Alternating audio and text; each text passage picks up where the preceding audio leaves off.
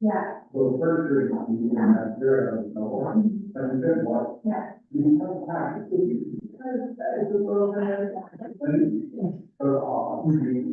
And,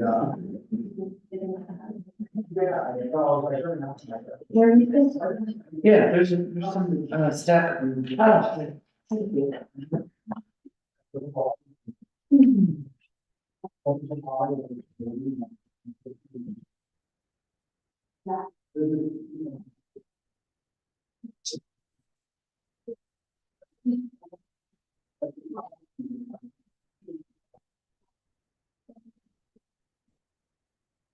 And you fall more often.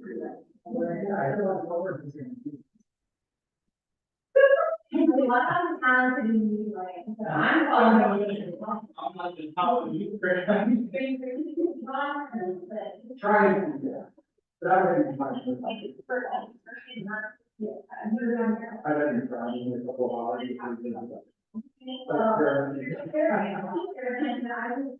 Yeah, you forgot to try.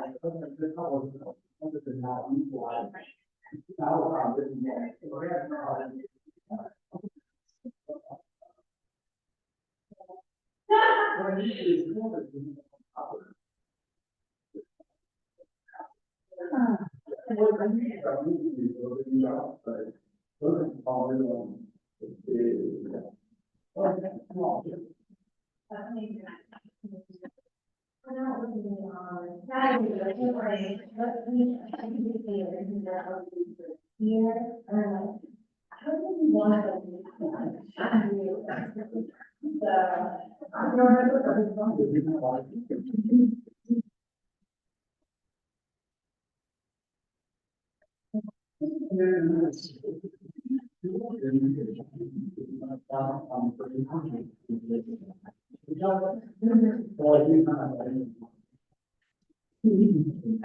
I want to sign this.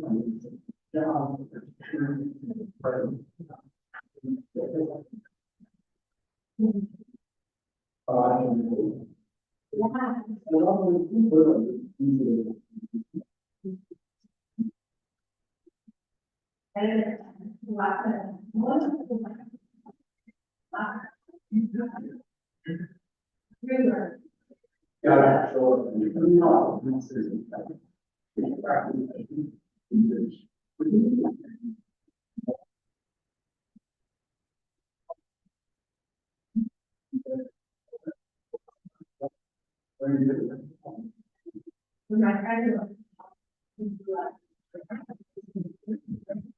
Hey, thank you. Oh my goodness. So lucky to be here. Yeah.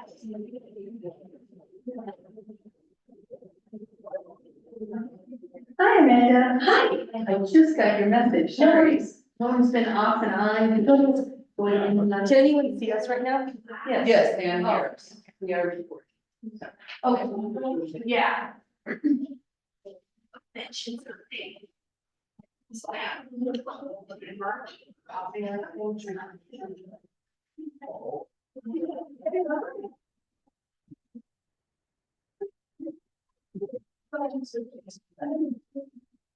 Just.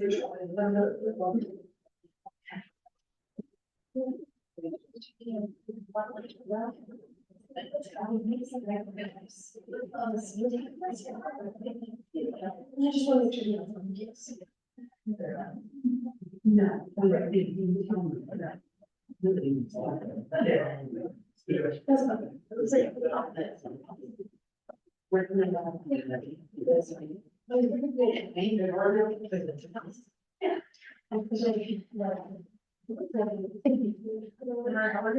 Good, how are you? Awesome.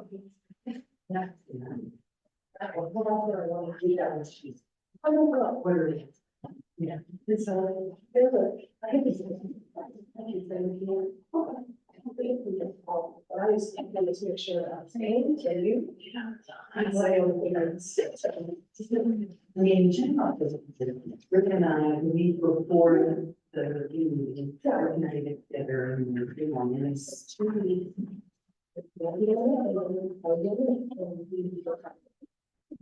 And so we're staying with.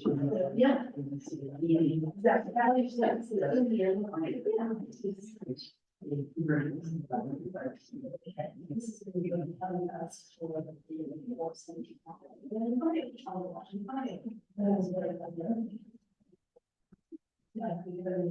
Hi.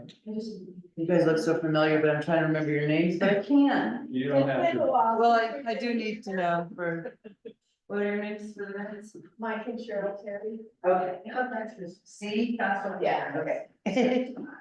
Mike and Cheryl Terry, good to see you guys.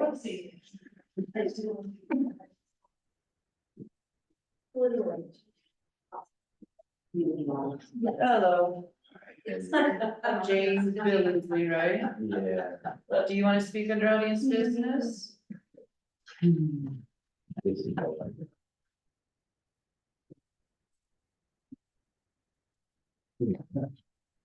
Okay, what do you want me to do with this? What is it? Okay. Do you want me to do anything else with them? As far as this meeting goes? Well, we'll present. Okay, so you do want to speak under audience business, okay. Do you guys want to talk under audience business? Just, No, it just kind of depends on what comes up. well, you'll have a chance to speak on, we do audience business first, before the rest of the items on the agenda. So if you guys have, if you guys want to speak. I just I played it really cool, but I gotta have them. Yeah. Oh, there's no way, even with these, I'm like, Well, that's the second, we don't. I had email this for quite a while, I got that one, so we're starting out, reading what's. Like what's going on, like in town. Okay. My house. well, here's the agenda, that's a report. Okay, like she's been listening. They do have questions regarding this perfect one that I've seen. And it's gonna be up by now, and one week it is things about. Never had. Line going across. Never had a cabbage. The watch. And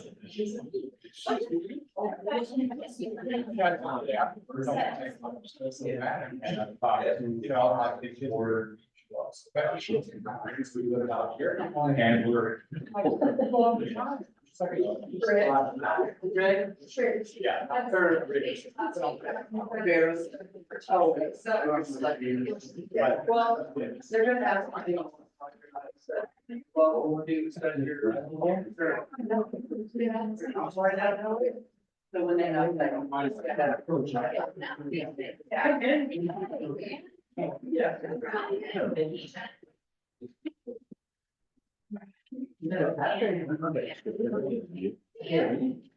There's actually some right nothing. Or we get that done.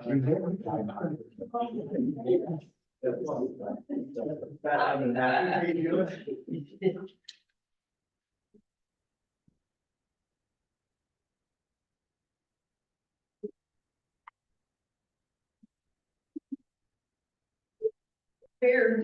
Well.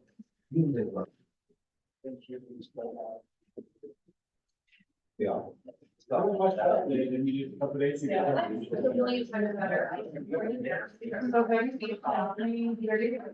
I don't know this. And Yeah. Yeah, I mean, I was really like, it's just this like last residual like. Crash through. But I feel. So again, well, Oh,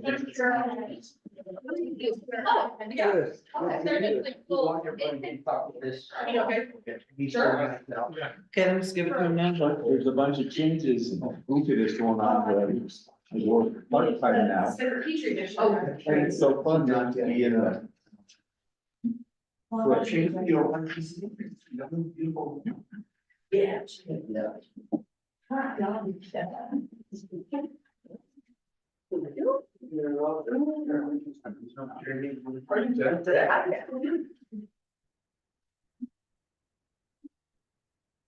And your name for this honest way. Oh, no worries, thank you. I mean, I like this one. It's very nice. It's hard, yeah, exactly. You get to see how much they cost. I know, right? So after both of my name, like. Yes. Like, passive.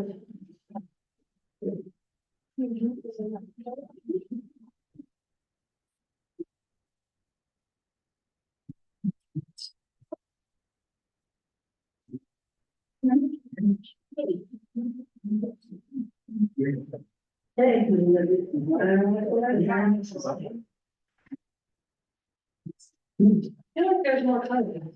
I bought a bigger pot to celebrate when I get 25. It's like, this is our norm, it needs to be bigger. I mean, I had to go somewhere and actually went out. I know, right?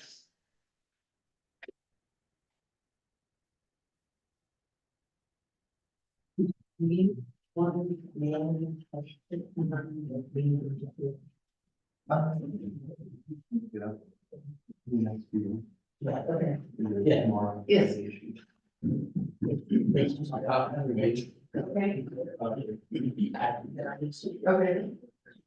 Okay.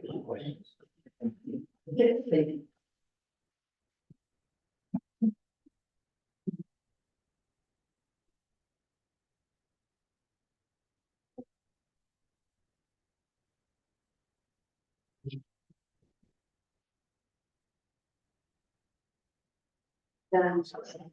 Hi, John. Nice to meet you. Thank you. I can't see my manager saying. Yeah. Thank you for not being there. They gave you 5 minutes. So I got it, I just got it.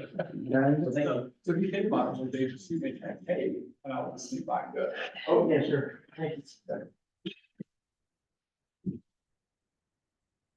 Are you John? Good, you? Awesome. Awesome. Interesting. Yeah.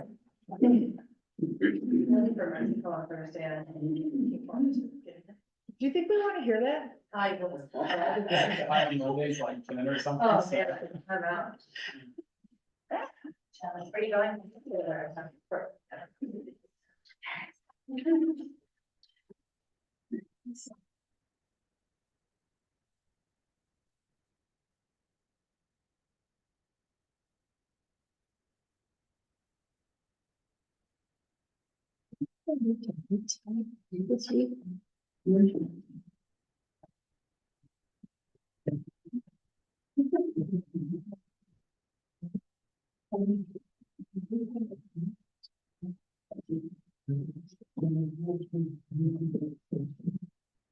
Anything, John? Are you? Great.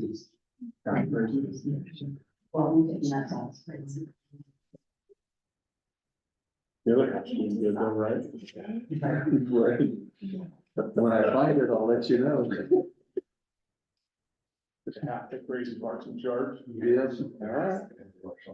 Hey, it's coming done. I think good to have a little sense of humor. Nothing else.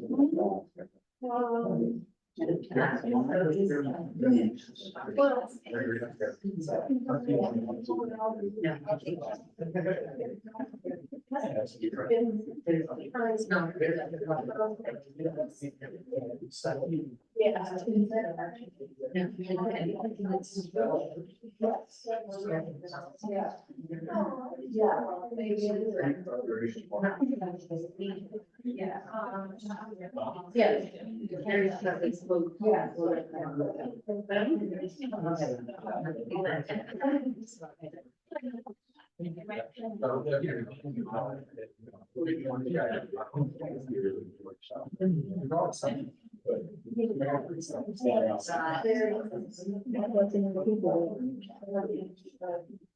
so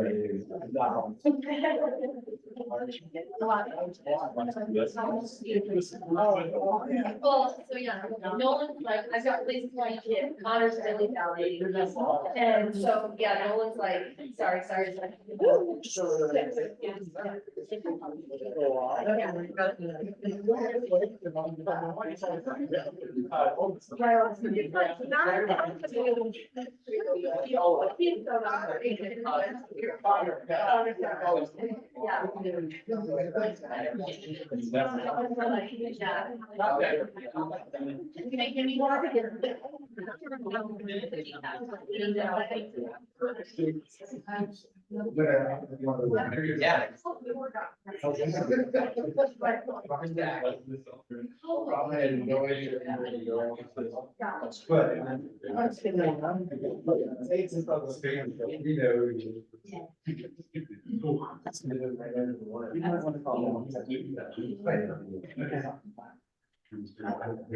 All right, so Jerry's gonna. Well, maybe he's looking for something to mop things up.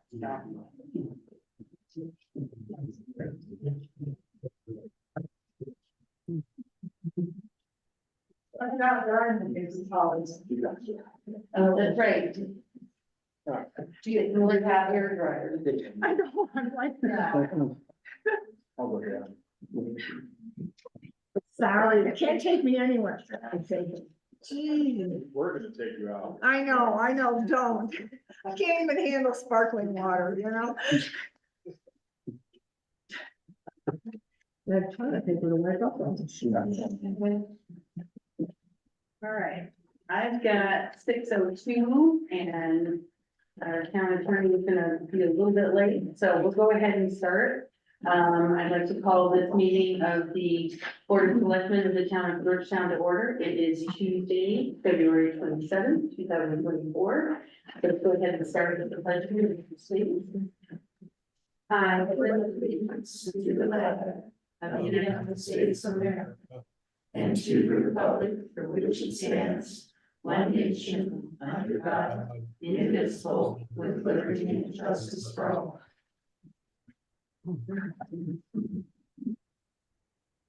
Roll call is next. I am going to judge, Rob Powell. Here. Oh, we still show vacancy, please. No, you haven't been. Good, Mine. I fixed it after I had sent out the first round. That's okay, I'm just, So- I did not see that from Linda Cooper. Here. John Jennings. Here. Wayne Kaczynski. Here. Mary Smith. Here. Rich Barrows. Here. Yeah, full house. Yeah, full house. Next is agenda approval. We have things that we're adding to the agenda. Wanted to put something. Okay, I'd like to, instead of waiting till the end for John to get his report, to make that. sure. I don't see why not. Things to do. Yep.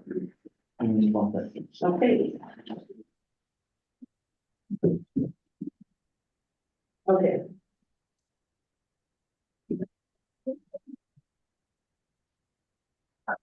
Anything else? Any other changes? Just housekeeping. I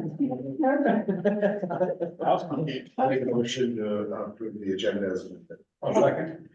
Been moved and seconded to approve the agenda as amended. All in favor, say aye. Aye. Any opposed? Motion passes.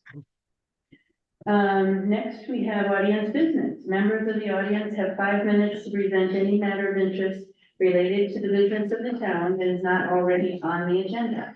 Anyone here for audience business? Yeah, we can go with it. Okay, my name is Mike Terry. We've lived in the town of Georgetown for about 14 years now. I finally retired from the Department of Defense about 5 years ago. Address? 2029 Clear Creek Drive. Okay, thanks. We live very fortunate to live right on the lake. My wife and I like to walk around the lake. We do seriously appreciate the maintenance that goes on around the lake and, walkways and whatnot. But I do have two concerns. One is the Bighorn Crossing, has been working on this project for too long. And, there is a 220 line that hooked up the service that goes from the electrical panel over to their workshops. It's been there for, what is it? We're pushing 5 years now, and probably more than that. And it's right across the path of the walk path that we're supposed to be enjoying and everybody's supposed to be enjoying within the town. I've heard several electricians say that is illegal. That should not be on top of the ground. That should be in some form of conduit. I know that it was run over and it was broken for probably 2 years. I had reported it. I didn't get any information back on that report. And I understand everybody's busy, but it's very strange to me that something that potentially dangerous would not be addressed sooner. Those lines need to be removed.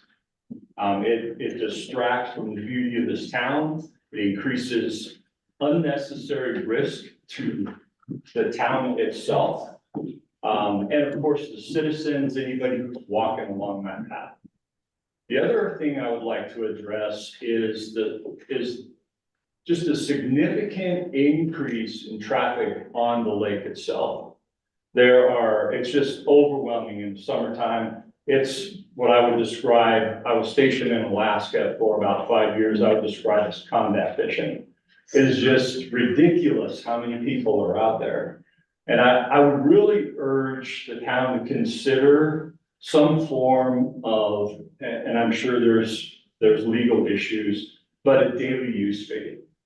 I'm not saying that Georgetown residents should fall into this and perhaps their guests, but the masses that are coming from Denver and overfishing this lake, I watched from 14 years ago, almost be able to walk across the inlet in October of the mass number of brown trout that were in there. They're almost decimated now.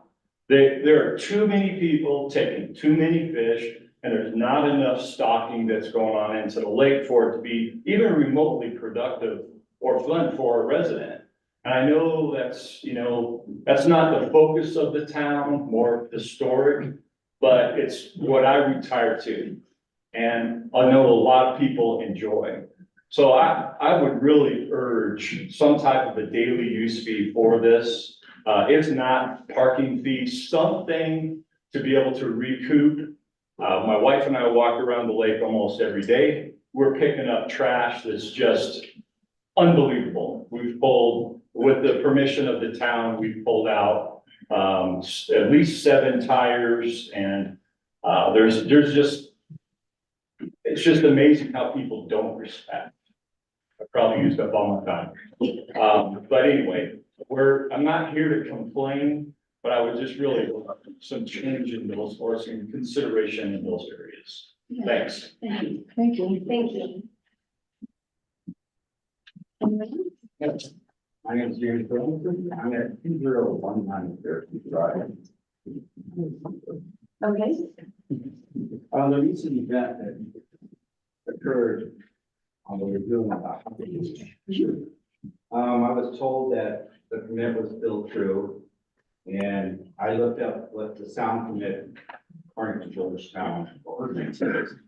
And in there, it has the town administrator shall schedule the public hearing. I never received a public hearing notice. The only notice I got was little piece of paper shoved to my door. So I don't know if we don't have to follow the town ordinance, because it also says notice shall be mailed. I never received one. I don't think Mike or Rich received one. Anybody can find received a notice for this notice. And it also says that the town administrator may prescribe conditions and requirements to minimize the effect. That night, I was severely having a problem with the noise blaring through my house. Georgetown noise ordinance, he said was null and void by his action. I could not find it anywhere in the permit saying it was null and void. There's a whole list of ordinance that I started searching to find, such as the open container. A private event on town-owned property when authorized by the board of selectmen. Did you guys vote for that open container on the lagoon during the hockey league? Let alone pushing a beer trailer out on the lake. Did you vote on it? It's a simple question. Does anybody remember voting on the permit? No, we didn't. No, we didn't. Did we have the open meeting? Because I still can't find it about the event. There's a whole lot more, but the town administrator can just throw out ordinance as he deems necessary. Why do we have town? I was quite damaged that night. Mary can contest, he can contest, unfortunately, she can contest too.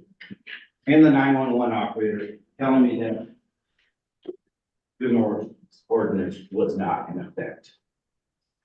Where I cannot find any permit being passed following our ordinance. So when it comes down to looking at town ordinance, and the town administrator can say, you don't have to follow the ordinance. You don't have to follow the ordinance, but everybody else does. Brings into question of responsibility for this. I was injured. It was not to my health. I had a severe health issue that night based on the noise blaring through my house. Mary went down to her house. She complained to her. I was having that much issue. The next night, thanks to Mary, it wasn't that bad. But the fact that we have a town administrator that moves, it doesn't occur. We don't have to follow this, is my issue. And unfortunately, it's your responsibility to keep him in check, being the police judge. So what resolution are we gonna get on this? We will be continuing to work on all of the problems that came to the surface during that event. What about me? I was injured, I was damaged by his actions. Allowing my noise to go through my house, across the street, to the neighbor behind the other neighbor. And you could hear it in his house. The permit was not followed. So how can he issue a permit when it's not being followed according to our ordinance? As I said, we will be working on all of the issues that came to the surface that were problems. I can't turn back the clock, so, we will be working on it, I can assure you. I'm looking for an apology and a written apology. I don't want to see this happen again. Because there's a whole list of ordinances that were just thrown out. Have you given this to Rick? Rick? Or are you gonna email it to me, or? It doesn't, like I said, I started going through them. When it comes down to the administrator can say, that doesn't apply. Why is the ordinance? That ordinance doesn't. Apply. The lighting, the sound, the alcohol. It's my understanding that all of those have been noted, so we will be working on that, so. So what's so you can violate ordinance with no resolution. That's not what I'm saying. You can damage people, interfere with their health. No, that would never be intent, so, this is audience business and we're limited to 5 minutes per person, so. Thank you. I appreciate you bringing that to our attention and we will be working on it. Anyone else? Okay. Thank you. Next we have payroll. These are dated from February 9th to February 22nd, 2024. Any questions or comments on the payments?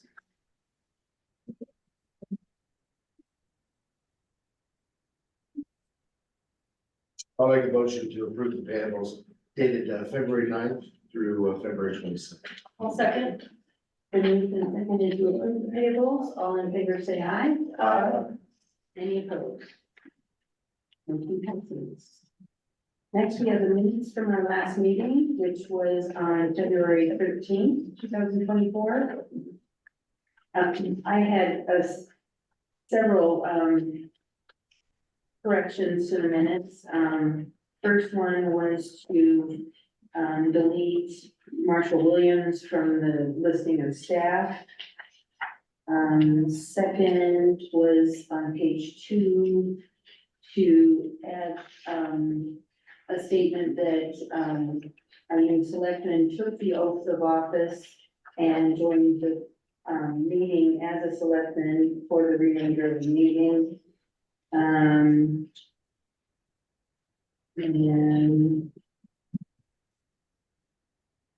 on page 4, to note under item 5, that Gary Cassell was is on the hydro team. He's actually representing HDI, not the county.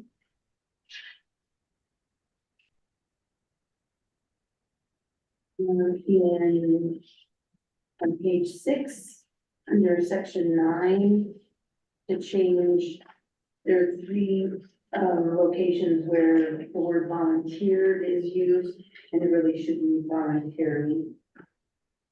And then on page 7, under the executive session,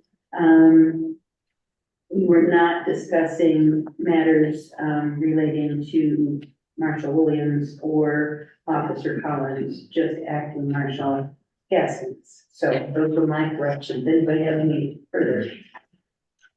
I had also asked that we add something on page 2 under number 1.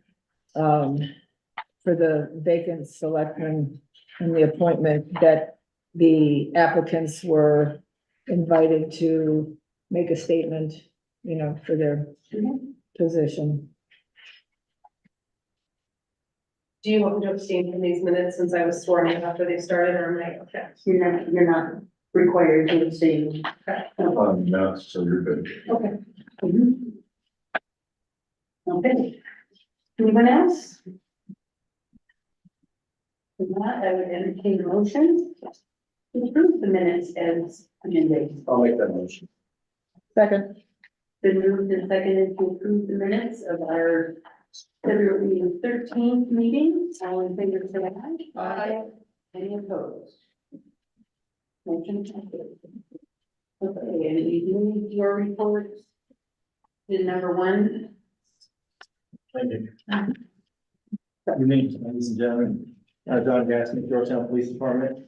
So I hope everyone received a copy of my report. It's a little late. I tried to get in by Friday, but with things going on, I'm not always able to. So with that in mind, I'm going to summarize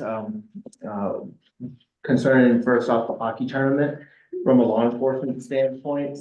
We had very minor issues. The flow of traffic was fairly stabilized. That is the parking. There was no parking, a great deal of parking in areas that were prohibited. No excessive traffic violations to and from the event. So that was nice. The event itself, concerning the members, the attendees, the players, went well. But we did identify some issues, particularly with alcohol regulations that we'll iron out for future events. And they weren't too overwhelming. February 23rd, I executed a search warrant at a residence. I confiscated, seized some guns that were used. One was used in a felony assault. Some other guns, ammunition, and items of evidence. Suspect was taken into custody. And subsequent to that, I executed another search warrant that where I seized a variety of drugs, fentanyl, meth, heroin, and some mushrooms. And that was all related to the same individual who was attempting to become a dealer in town. So hopefully I've put it into that. I've got some more leads on other individuals, and I'll be following up with that in the future. February 24th, the Our Gang Jeep Club was racing on the lake. They're using, vehicles with spiked tires. One of the Jeeps overcorrected in one of the turns and flipped over. Driver sustained minor injury. Those are not investigated as traffic accidents, as they're permitted to be on the lake, they're racing, and they're not street legal vehicles. But there is an incident report on it just to identify, the issue in that case, that I didn't find any, safety issues with the vehicle or any sort of recklessness, from the driver. It was just a race. Other police calls or other minor police calls. There was an accident up at 218, 220 area. It tied up all of law enforcement, most of EMS and fire. And so I came back out that night to answer any calls that occurred either in town that they couldn't get to or in the county that they were unable to get to. So I am dealing with some calls, some after hours calls. The sheriff's office is assisting where they can. They are low on manpower. Everyone is low on manpower. I'm still doing marshal duties. It's quite a bit of administrative duties, major investigations, call outs, and general calls for service during the day. I just want the board to understand, with no equivocation, that my duties have significantly increased. And I am doing the best I can to answer everyone's calls, provide, quality law enforcement service for the community, and address all the issues I can with the same level or type of response that you've seen in the past. So, does anyone have any questions regarding any of that? Have you had any issues with the job transition? I have, case reports generated by Jeffcom are not being exported to my computers, so they're working on that now. But as it is, I have case reports in the queue that I haven't been able to export. Sorry. Did you call the marshals to help with the pond hockey tournament, or was that? I did, the Rangers, Excuse me. Colorado Mountain Rangers, yeah. I interacted with a lot of them and they seemed very professional and visible at the event. I was fortunate to get them last minute, so I was able to get the contract, the MOU, with them and to get them up here, which was, it was tremendous help. Good job. For them to be up here, so, yeah. In addressing some of the issues I would address in the ops, plan that, that I know would have developed. It was pretty crude, given the time frame, but anyway. I've got a flexible schedule. I know it's a dumb question, but is there anything we can do? Well, no, sir, I certainly will, engage with you guys if there is something. If you traffic, I got a safety vest, you know what I mean? So, right, and I will have no problem putting you out there in the cold, So anyway, no, I appreciate your, support and assistance. How's our new hire doing on getting all the access points and being able to take over the, roles that county used to handle and, Well, she's doing really well. Track with that. Yes, ma'am, she's doing really well. She's adjusting to the systems that she can use right now. Major hurdle right now is we're waiting for her OSN number to come through. And once she gets her OSN, then she's able to do quite a bit more than what she's able to do right now. So what she is able to do, and it's good. I mean, for her to start, start slow and then progress into when she gets her OSN, she is able to do NIBR, she's able to submit 217. She'll be able to operate in open Fox, that's going to be for court, but it'll also allow her to enter warrants, enter stolen items, pack warrants, things of that nature. If something has to be validated, that's stolen, that's still missing, she's able to do that. She's able to purge stuff from the system. So, Is that coming from the state? ma'am, Is that, OSN? yes, ma'am, the OSN will come from the state. So how does that information get taken care of in the interim? Do we have an arrangement now with Jeffcom where they're picking it up for the couple of weeks until we're up and Well, running with that? there's no Do you real have that arrangement. capability, or does it just lay No. there and not get entered? No, there's no arrangement. I mean, they will enter the stuff, stolen items and things of that nature after hours. So it'll just be on someone's desk and they would enter it after hours where she could do it, immediately. Okay, okay. So I still have, Tom Dell is still over here at the sheriff's office. He was a dispatcher, he was the CCIC coordinator, and I'm able to go to him with, say, sex offender registries, things of that nature. So there are resources that I'm using where things are still flowing. There's nothing that's being held up, It's not stockpiled for 6 no, weeks. ma'am. until they- No, ma'am, it's being taken care of. It's just that she will be the central point in handling this once the OSN comes in. Okay, thank you. Okay. All right. Thank you, John. Thanks, Thank guys. you. Okay.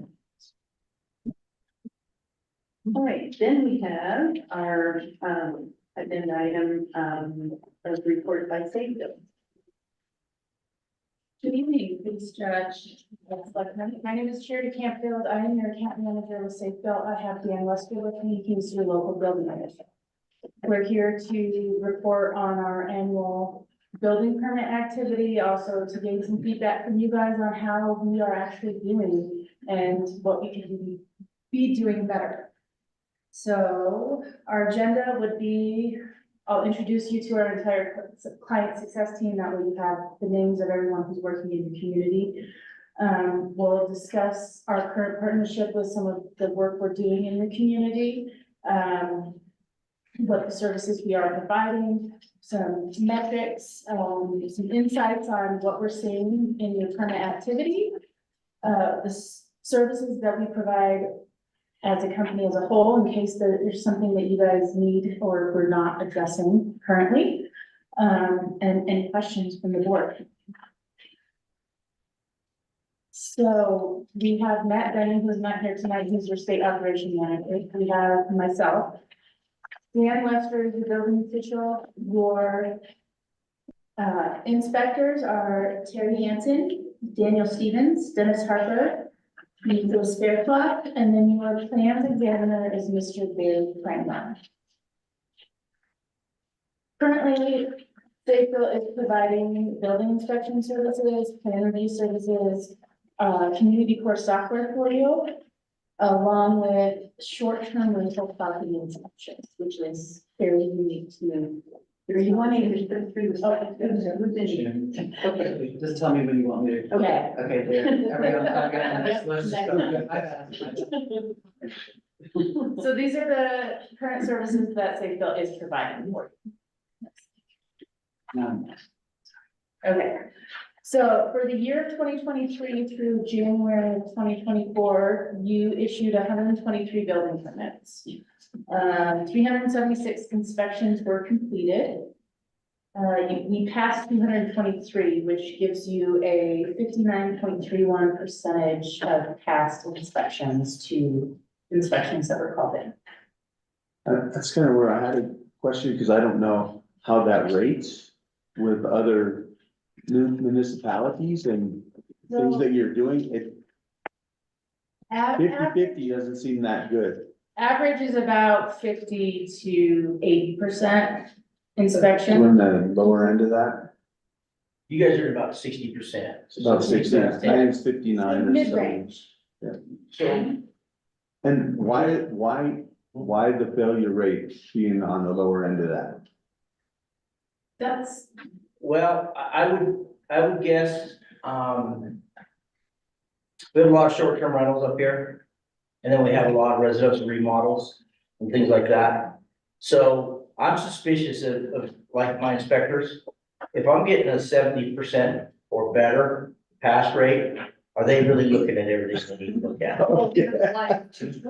Like, we have, we just had somebody report, we have like a 220. Yeah, a lot across of the- 220, right. Like, I mean, so, And I've given him my car and I asked would him. question, Right. Well, it was not a live, just to. Sorry, It was not not live. live. I did turn that off. No, and actually was, and the night of the pond hockey tournament, I was noted of that, and I actually called our events coordinator to make sure that that was not something of danger, and actually I think the pond hockey tournament took care of it, I think. A lot of people It's bring buried coordinators. and the ground is too hard for it to come up. It will be taken care of in the spring, but that's where we're at right now. We are gonna address it, but it may be can't right now.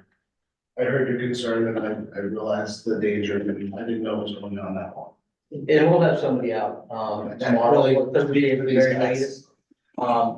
Take a look at it, have one of our electrical inspectors take a look at it, You, okay? Well, I want to say too, Rich, one of the things, Chairman, because I'm a builder, and their inspectors do, on all the stuff that I'm involved with, do an excellent job. Sometimes it's just like, really, you know, they pick this on this a little bit. So it's like, I mean, they're strict with it and it makes us better builders. well, And and I'm there's also, antique plumbing and wiring that, when you Yeah. said remodel it, yes. Yeah. Well, it's about too, it's like certain builders that I work with will call inspections in before it's 100% ready, so you're passing a few things and a few things you want. So it's tough with those numbers. It's not, that builders want them to pass the stuff when it's not 100% ready, but then it's their job not to pass it, it's not ready. It's just, it's how it works. That's a very good Okay. point to his point. When we come up and we'll do a partial inspection, okay, that is a partial pass, but it shows up as still a fail because we can't completely 100% Okay. pass it. So you'll have a half dozen partial passes so they can progress and move to tomorrow. to the next step. And then when we finally get to final that out, like a final rough electric or something, you may have had a couple of partial passes to help them push it down the road. And I suspect Thanks for the that, education. yeah, part of that is because you are only here 2 days a week. And so they're trying to maximize, you know, be able to move forward with something. So they are probably calling. Yeah. For their. Oh, gosh, yeah. And our goal is to try to help them get to tomorrow. Right, You know, what do you need today? And, you know, so give them that little bit right. that they're asking for. And we can't 100% pass it because you only got one shot for 100%. Yeah. Thank you. Thank you. Okay. Sorry, Chairman. Oh, no, that's what we're here for. So looking at some of the data, your January 2024 versus January 2023 had very similar activity in terms of permits. There were 4 single-family residential permits that were issued in 2023, and you had 8 short-term inspections completed in 2023. A few other things to know, again, the 59.31% pass rate. Your permit activity in Q4 of 2023 was much higher than the other 3 quarters of the year. And right now, we're still seeing interest rates in low to mid 6s, so that could probably affect some of your permit activity.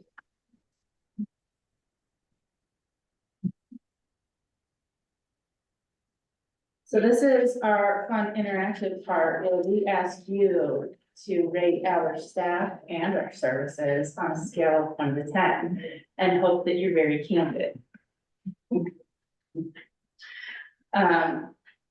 We all gave you a sheet, you guys can fill it out, you can put your own notes on it, I can take that back with me, but, you know, we're asking for real feedback, right? If there's room for improvement, we wanna know. If there's things we're doing well, we wanna know, so we can continue to do those, because this is your building department, and we need to represent your community as best we can.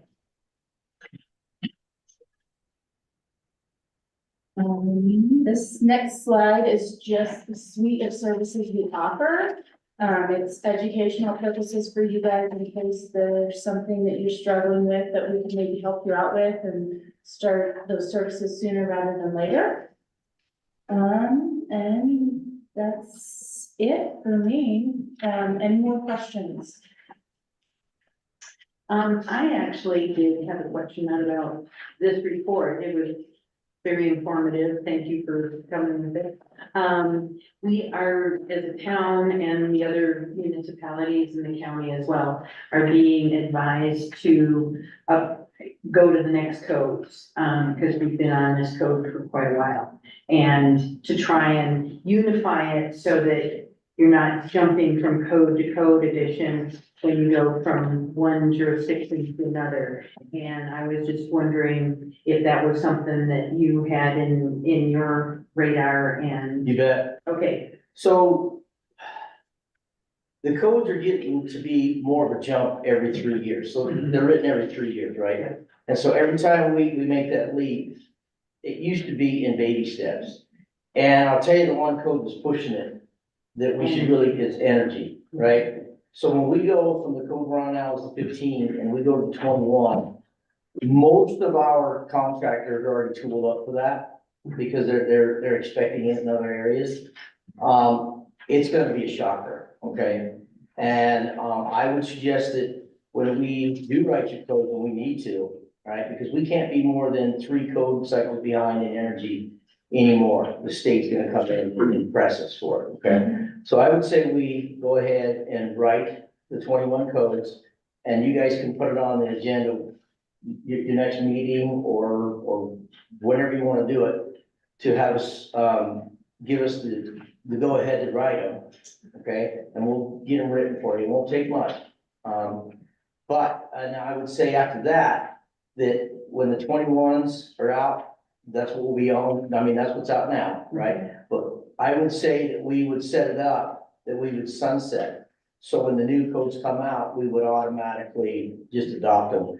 So we can keep this march going, because it's energy, that rubber band, that it's just not fair to these contractors and homeowners, that when we wait so long, and then it's gonna be such a drastic change, that they gotta play catch up. So if we start to sunset them, that if we go 21, and then the 24s, and then the 27s, and I would say we do it 1 year behind. So in 24, this year, we'll write in 25 for the 24s, right?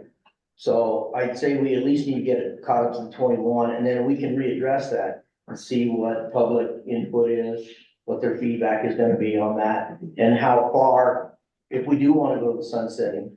I use sunsetting because when they come out 1 year later, I think we need to be on it. Like Denver and some of the progressives, like Fort Collins, they are, as soon as they drop, they're on, right? And I just think that it takes at least a year, for the contractors to get tooled up, to get to know the codes, to go to the classes, you know, get their head wrapped around it. And I think that's a fair. Looking back at my experience, in working for the county building department, it was always our practice to let the larger jurisdictions work out the bugs and figure out what works and what doesn't work with the new code. There's no reason for a small jurisdiction to take that on. No. I'm not, I just personally am not totally comfortable with the automatic sunsetting. Just because we've got a fairly unique situation here in Georgetown, being a national historic landmark district, and you've got DRC guidelines and regulations that come into play, and you've got historic buildings that are very difficult to retrofit if you're doing a certain level of renovation. All of a sudden, it requires more than is, let's say, palatable. It's difficult. So, I just, and will consider that. yeah, that's a real good point, because, the existing building code can still be our friend in that, okay? That, especially if you don't touch it, you don't have to bring it up. So let's say we're gonna remodel this room, everything downstairs in the room next door, it's off limits to us. It's off limits to the new code. But if we're just in here updating certain things, that is up for grabs for, if we're gonna remove it and replace it, then the energy code is going to be there, as well as the updated code. But if you were to leave it, certain parts of it, you can bring it up. So there are some really good parts of existing energy, existing building code. It does get tricky, but. That puts us behind though 5 or 6 years on a safety situation, and I don't know if that comes up. And Kelly, I'm gonna point to you, because does our adoption of the current building code then come into play with ISO ratings down the line? Sure it does. And so then, as a community, whether we're historic, non-historic, next door to historic, and I don't wanna blame just the historic pieces of it, but that's gonna have an impact on us if we're, as a community, as a town, not keeping up with current code. More along the lines of what you're suggesting with the sunsetting, and it gives the opportunity.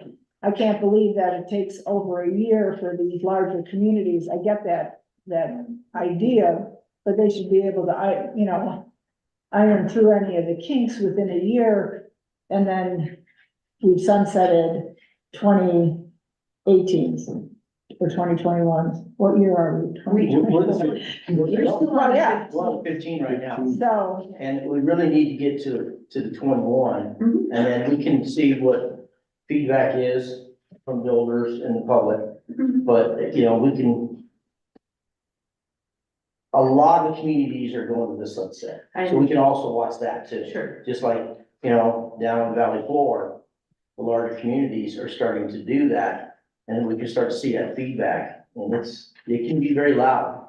Mhm. And it doesn't take long to catalog it. But, Yeah.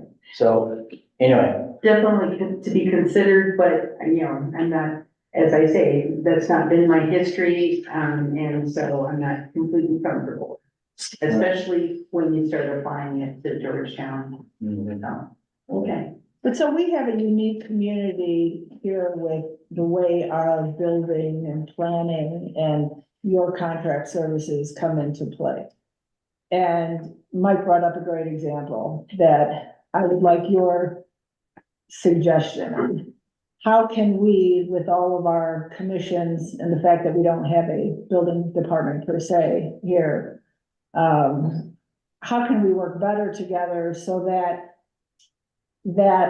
let's just use the cable, the 220 cable over there by Bighorn. We all know here that Bighorn has been a fiasco. That's I will say, because my other board members have heard me speak out on this, and that project is still under development. And we weren't happy with the way the first phase or phases went together. The cable, I keep pointing to you, it's not you personally, but I know exactly which cable you're talking about. So how and why did that happen? And whether you made a phone call or not to the town and say, hey, whatever, and it got ignored, okay, not going there. But you guys are on site. Some of our townspeople are on site. 5 years later, things like that. And I know that there are so many more issues with the actual construction at Bighorn. So how do we get ahead of that for this, specifically for Bighorn For the in next this round of next building. phase, but for other developments too, because we are gonna continue to have other developments, whether they're just a house or two sprinkled here or there, or we're talking maybe more of a larger development in the Bighorn area, whatever its name might be. How do we? well, I think one of the things we do is we schedule a meeting with anybody that wants to have a development like that, or even a small, we can have a meeting for someone who wants to build a detached garage. But to take the lessons we've learned, especially with Bighorn and the next contractor that comes in, the next part of this development goes, we have a meeting with them and we know what to ask and where the pitfalls are gonna be. And if they're not prepared for it, we need to help them be prepared in this meeting, that these are the things we're going to look at because we don't want this to happen again, right? Because the first one we did was all modular. They built a building and they tried tucking, part of the building together, right? And that was just a fiasco, So how did they get a CO or a We CO, expected the heck out of it. right? I mean, Still they got a CO. yeah, they got a certificate. But they had electrical outlets that were leaking. Water. Water. I mean, I know that maybe when you did your inspection, it wasn't raining at the time. No. And I don't expect that, you guys to see that. Mm-hmm. But I mean, are you guys available for residents to call when they say, that's something that they don't know. I gotta believe there's not a refrigerator magnet saying, hey, if you've got water coming out of your electrical lights, come see, call this number. See, That, maybe that might be a good way to communicate to these guys and say, hey, if you've got a complaint or something terrible is going on, like a leak in your living room, Through your outlet. call us. you bet, absolutely, if there's a life safety issue, we'll come out on it. Cause I mean, don't you get complaints, Mary, from people calling in? I mean, is it like once in a while, or is it like They 5 have a to, day? I mean, it was more when the apartments were completed, Right, you know, Got it. Tammy and I both were getting phone calls. okay. I would say in the last 2 years, I've got 0. Right. Cause they've I would given up. say, and I don't wanna like pile on, but like, I've done 2 projects with you guys, and there was times in that process where as someone who's waiting for a CO, I mean, I respect what had to happen after the fact, but at the time it felt so punitive and so detrimental. And then to have this apartment building where, again, we have water coming out of the outlet. So is there systems in place to prevent those types of missteps moving forward? I don't think, we can't rewrite the past. And obviously, these were big learning curves, but, and I really respect what you guys are out there doing. Don't mistake that. Well, you don't have to sugarcoat it, but and I understand what you're saying, but when we inspected it, okay, if somebody's gonna tell you they're gonna build something for you to code minimum, run. Okay, because the threshold for code minimum is there, right? It's in the book, and that's what we inspect to. And we can't inspect to, because I said so rules, right? If we can't write a code violation for it, we can't fail it, right? Workmanship is not in the code book. They are trying to get it in the electrical code book this year, workmanship. Because like, well, people complained about differentiate, like, the carpet on the first floor wouldn't match the carpet on the stairs, which was different from the carpet on the third floor, but you guys. That's not not, that- yeah, that's. Okay. We are like, we are life safety. Well, also too, I mean, like in their defense, because I look at these project ads if I'm an inspector and a builder, so it's quality, right? So when those guys come out, if I want to use the most piece of crap flash you can put on there, it's gonna pass when it's flashed, but it's not gonna last. It's not. So I mean, it's probably not leaking when you inspect it, but 6 months later, you get a big snow, it builds up in there, it's. How about it? So if we change Inspectors can't code, inspect everything would that- perfect. let happen? Or if code minimum just Well, code minimum? well, it's not necessarily, I mean, we aren't the police, we're not the building police. We are there for the building code. So we have a short window from when we start this project, we do the plan review. The architects and engineers get it right, and then we issue the permit, we do the inspections until the certificate of occupancy is issued. At that point, it becomes a maintenance issue, we aren't That makes sense. we aren't that tool. That's a Right. better way. But we can be, Thank you for. yes, and Kelly's heard it a million times, Rick's heard it a few times. My job, is, to do the inspection on this building, just certificate of occupancy. Yep. Because when I turn this over, it is for the tenant and it is for the first responders, right? That they can put it out and get them out, and the tenants can get out of there.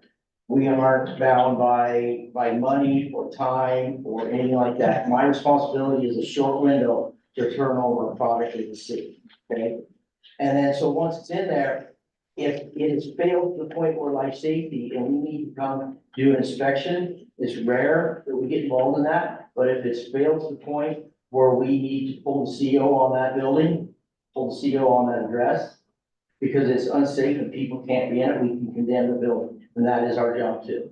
So if it has gotten to that point, feel free to call us out, but there are, once it sits at our feet, we have to act on it. And sometimes it's, you know, calling the Red Cross and asking, how can we house these people? Because if we can't deem it livable, safe, we gotta pull it. And so it isn't. Isn't it a lease, isn't there a provision in the lease that if the management company can't, maybe this isn't something you know, but if they can't, safely house that person, that they have to put them up in a hotel for a specific amount of time? You know, we have pressed that, absolutely. So we have a number, and Mr. Dahl can probably attest to this, that there is And I know the permit techs have it at their disposal pretty quick, but it's legal help for tenants. And then there's the landlord tenant act, and we can give them those phone numbers, they can call and do their research that way. And see what laws are available to them and how they can be protected and maybe it's in their lease. But that never happens like, you know, like lightning fast, that's like molasses. I'll tell you, you guys were all around when, that, I'm just saying. place in to Idaho stand. No, Springs. I was just gonna say the hotel. The hotel down Yeah. in Springs. That night, we found out about it by at 4, and we had everybody housed by 8 that night. Great. I mean, so there are things we can do, and we've had, apartments in, Northland that it was a very, very dangerous failure. And we made them put them up in, we required them to put them up in hotels, and it wasn't just a hotel. You're gonna put them in a hotel, you gotta have meal vouchers, or you gotta put them in extended stay with kitchenettes. So, I mean, it just depends on their lease and what, Thanks. I don't know. Thank you. Something else I think I heard you guys talk about, from a municipal administrative standpoint, what we could do better is making sure that we have more cards for our inspectors and building officials on site, so when people come in and have those questions, they're readily available to get in contact with us. We could put some links on your website of who to email and who to contact when these issues come up, because as your contracted building official and inspection service, we are an extension of the community. So if we need to do a better job of making ourselves more available when these things happen, then let's work together and make sure that that is addressed. So that kind of comes up in code enforcement, right? Is that part of it? Yeah. Okay, We don't do your code enforcement anymore. No, okay. That's why we're in the problem we are now with the 220 line. like- That is actually me, that's with me, sir. Okay, I'll talk to you then. That is a building issue, that was issued as a temporary construction trailer. And again, we are reactive, not proactive on that kind of stuff, so they brought it to my attention. Now that sits with me, if he gets hurt, I know about it, so we will act on that. And here's my concern as a citizen is, and I completely respect that, I understand that. But, and I've talked to my wife about this several times. I've had work done, I've gotten the permitting taken care of, and we've had, different things taken care of on the house, but I've never had anyone contact me on the end loop to close it. And this is an example of the 220 line. What liability does the town have if that is not taken care of? And some visitor, I see people doing some stupid stuff in this town. And on the lake, it's like, I just cannot imagine there's not a shred of common sense in these brains. But they walk up to that line, and it was a serviceable line. I have a building trades background as well. And I checked the panel, because we walked right past it within 24 hours. And I wanted to make sure that it was shut off, that the breaker was shut off. It was tripped because it was a live wire. And so where does that leave the town if somebody walks across here, decides they want to touch these two ends and it didn't trip? And now you've got somebody dead or seriously injured. Where does the town end its liability? I don't think there is an end. Well, when the permit was issued, the contractor. I'm just using I'm general. just saying, permit was issued, it's set with the contractor, now you've got it to our attention, now it's back in my court. And we will call Excel if we can't get a response immediately on it and have a meeting. Excel's right next to you. and I would say this is where the transparency piece comes in, because we can't have eyes in every section of the town. We need your help when you see something, reach out to us and let us know immediately so we can have it. Well, I have his card now. I'll be reaching out to you. And so we will do a better job making sure that the community can get in contact with us in a speedier manner. Well, I've written it down, we're gonna make a drive by there, if we can't get, immediate response with it, we will have a meeting. But as a member of this board, I want to feel that we are giving our community the best, safest, approach to, our buildings and wherever you're living or you're operating your business or whatever. And so whatever we need to do to not only strengthen that relationship, and to get the word out to people, but I don't think it, you should have confidence calling and saying, hey, there's a live wire here, and we should be there, Well, I have email traffic on it, So, and I keep that. but yeah, and so that'll be great in somebody's lawsuit, like you say. Yeah. But I would like, okay, it's happened, we know that, I know you're gonna look, follow up on it, I appreciate that.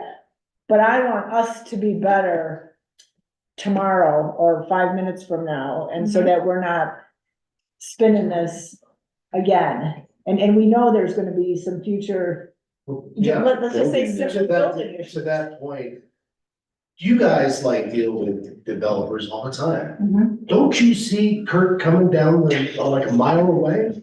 Isn't that guy like a typical developer that like is gonna like take a number two in the town and move on? No, this is a public meeting. I mean, but I'm just saying, That's the fun. I just wonder if like you guys are only 2 days a week. Maybe that ought to ramp up into a more frequent. But that's on us, that's on us to extend their contract Is that? if we feel that there's that need, or to put that code enforcement back into our contract, Exactly. which we took But out. during one of those construction, times when things are in full swing, Oh, absolutely, I shouldn't we be Yeah. maybe up our contract so that it's a little more frequent? When we put the casino in Blackhawk, we were up there every day, because there's no way that could have been built. Well, let's go out there 2 days ago, right? So when we have large projects like this that need attention, I mean, it's no brainer, right? Got it, okay. just- Okay, and our presence ebbs and flows depending on the Oh, development that's happening, and that's part of how our model works. So when building picks back up, we will have a higher presence here, but right now we're kind of in a lull. And so this is where we need people like you in the community who see things that can reach out to us and get these things addressed very quickly. My suggestion for my board is to go ahead and give a lot of thought to that, rating. And actually, comment, full on, and turn it in to Rick so he knows. And we can share it, and They'll then, send it to We should- me and I'll be able exactly. to compile the data, and I just have a question. What's community core software? that's your permitting software. Oh, That's where all your all your commit happens. got Your builders upload their plans to it, we do the review in it, we issue the permit in it, we do the inspections in it. And then to your point, you made that you didn't know it was closed out. With this new software, we've had this software for many years, but it's just gone on 100% online. A few years ago, that you get emails immediately when you finish your inspection and then when it's closed out. do you also generate, emails, some kind of notification if a permit is ready to expire, but they haven't had all of their inspections, they're not completely closed out? Well, Isn't there a 30-day expiration? there's a 30-day expiration date that's in it, but it doesn't automatically send anything out. Okay, So that is something that, like Kasia would monitor, and then, and I know Kasia and I, we communicate almost daily. Rick calls me if there's a problem, Jen knows my number, my number is on the website, so, but the expiration, does become a problem. sure, I totally relate, because I did it for over 27 years. Right. So, yeah, you're always trying to make sure that You were you. glad of your Clear Creek, weren't you? Yeah. So we're, you're trying to catch all of those, but if, if staffing is on the short side, you struggle to make sure that you're getting all your permits out, but also addressing all of the ones that are about to expire, so. So this is a list of permits that are active right now, and there's some of them in there that have been expired, you can have it, I can go again. But, Some of them have expired and they've been reinstated. Some of them gone without inspections for a long time. Mhm. But they do, and I think for the most part, we're on top of expirations, Okay, you know? great. Great. But it's not an automatic, or it should be. So in your short term, just another point or question, your short term rental and property inspections, is there like an underlying, like a common thing that you find that's wrong? Is it like electrical, plumbing, is it? Smoke I was detectors. gonna say, it's smoke Smoke detectors or detectors? CO detectors, Yeah. isn't it? And every one of them, we're up here every year, and they say, well, you didn't make me do it last year. I get it all the time. It's like, well, we're here today. Right.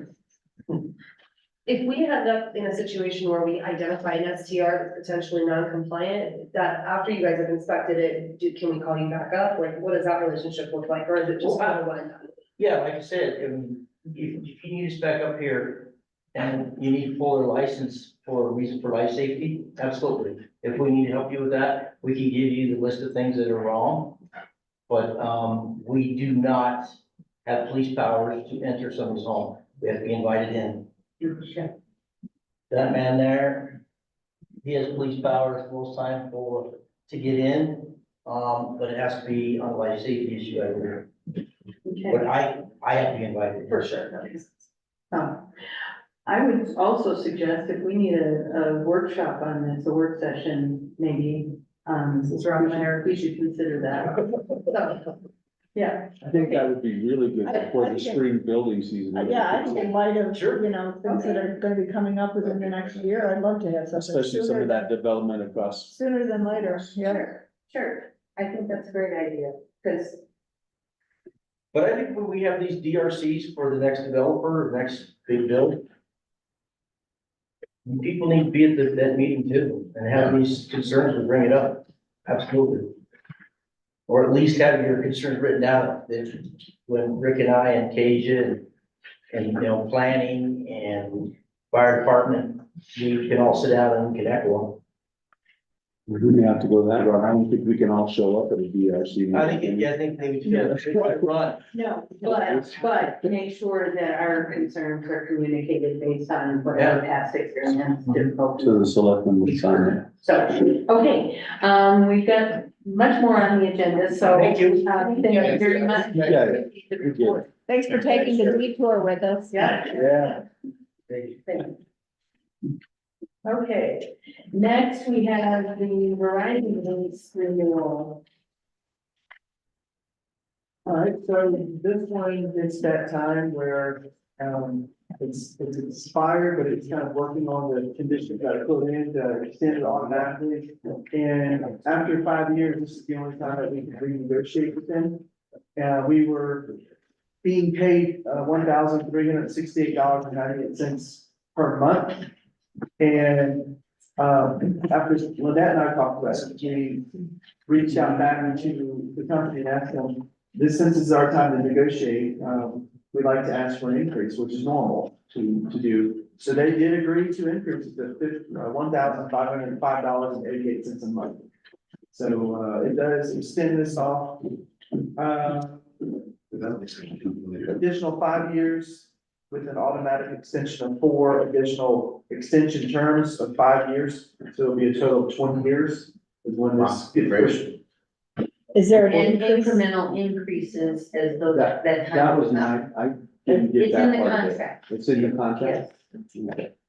Yeah, it increases by 5% of the annual before after each time the extension of the 5. Understanding that, you know, you're not locked in for that 20 additional years because you have the ability, it's usually 6 months ahead of time for the expiration of a 5-year term. You can provide notice of intent to terminate. And that's common, these leases. They want to have that length of time, but they can't bind you to that, without your consent. So it becomes automatic unless you have a particular file. It says 6 months out from the end of the 5-year term. If you want to move on with that building for some reason, you know, and don't want to have intent on it, and things like that's when you trigger that. And this is for the equipment that's on the top or the That's on the roof. base it's on top of fire or fire house. Yeah. And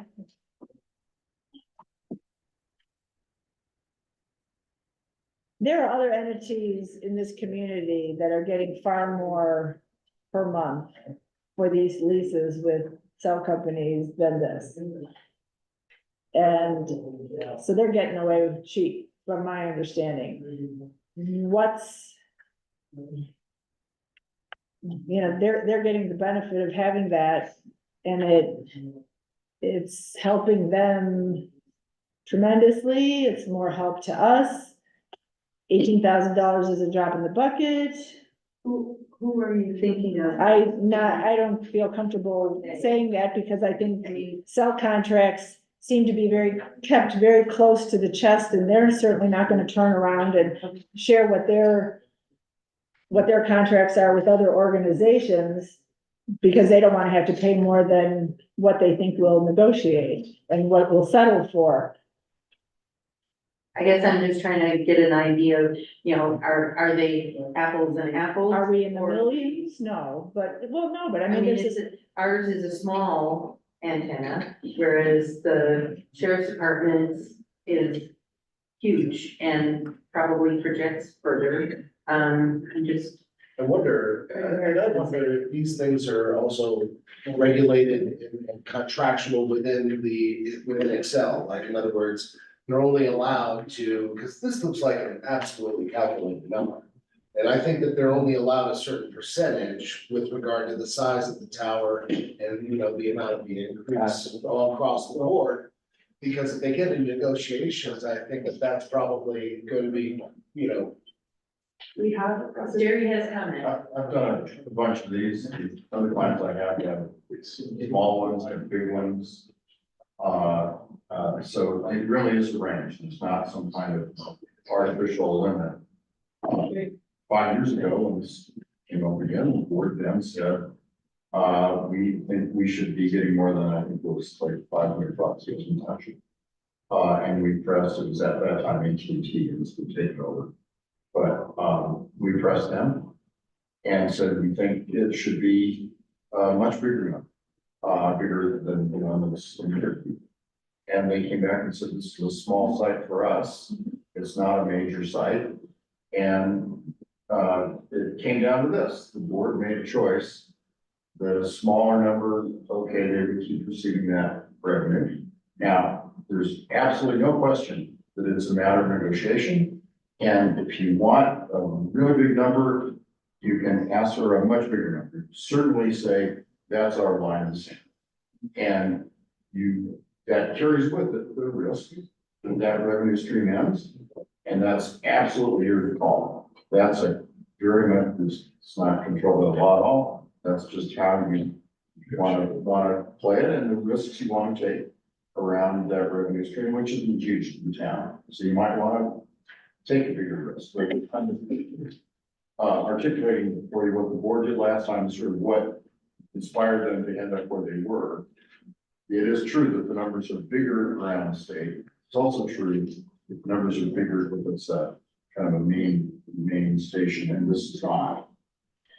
So that just tells you that if you'd like more money, you can bargain for it, but be ready to like anything else, be ready to walk away when the price for the car is too much. So. Can I give you a little bit of feedback? I remember reaching out to them to discuss it. And, I guess the other thing too, I get flooded monthly with other entities who try to buy this lease out. I mean, it's ridiculous. So, they're doing core requests, they find out the numbers and they make an offer to us. And it's always significantly lower, but they'll try to buy like at $800 a month and then they'll project it for like 17 years and they'll pay it out right now. I get tons of those all the time. And I always deny them because it's like, no, we're getting much better than what we're being offered, every single one of them. Doing the research of this, it's been helpful because these companies that will try to buy this lease out, then also do the research and then find out, oh, wait a minute, this equipment's dated. that's up there. It's not a big tower, it's a small tower, and it puts it into a whole different level, and then all of a sudden now they're devaluing it because it's not what they're getting from other places, and so it's like wasting my time doing this. We did negotiate. I asked them to go to the maximum which they were allowed to move, and which was more competitive. In fact, when I was in Brush, we did one for Verizon with for 1,500. So it was very similar to that. And I believe that the fire department also does one with Verizon, and they have to negotiate. I feel like we're in the right ballpark of what we should be getting for what the equipment is. So I don't think that it's, they could walk away and then, you know, in the relationship with Georgetown. But at this point, I think we have something that will continue going, and we did move it up, you know, a pretty good, significant one.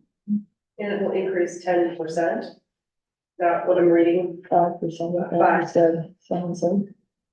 I mean, you may wanna, 10% or bigger. 10%. For the immediate. I can give you some history on it, Your. if you're interested. Thank you. Sure. yeah, Hang on. Sorry, it increases 10% over the annual rent for the previous 5 years term. Got it. And then that 10% locks for the next 5 years. Understood.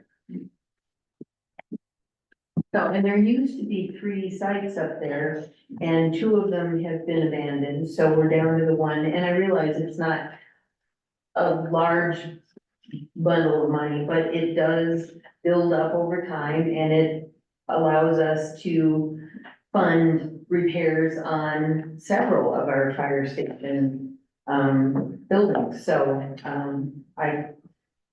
I was pretty happy with what they came back with, because I was around for the last renewal, and they said, no, we're not bumping the amount that we're paying you at all, and take it or leave it.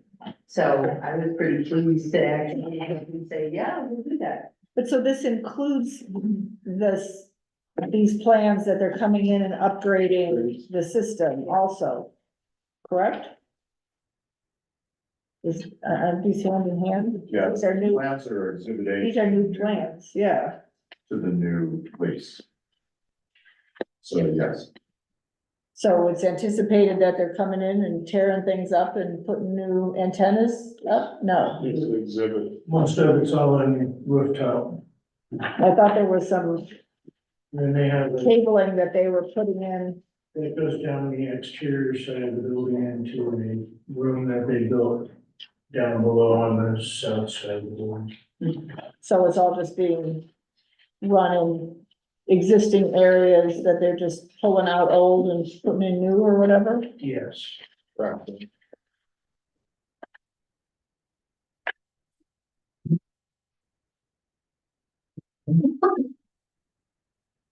Any more questions about it? Well, I'm also happy, I was around and happy with this price, and it's kind of in the zone for the rentals in the area that I've been around.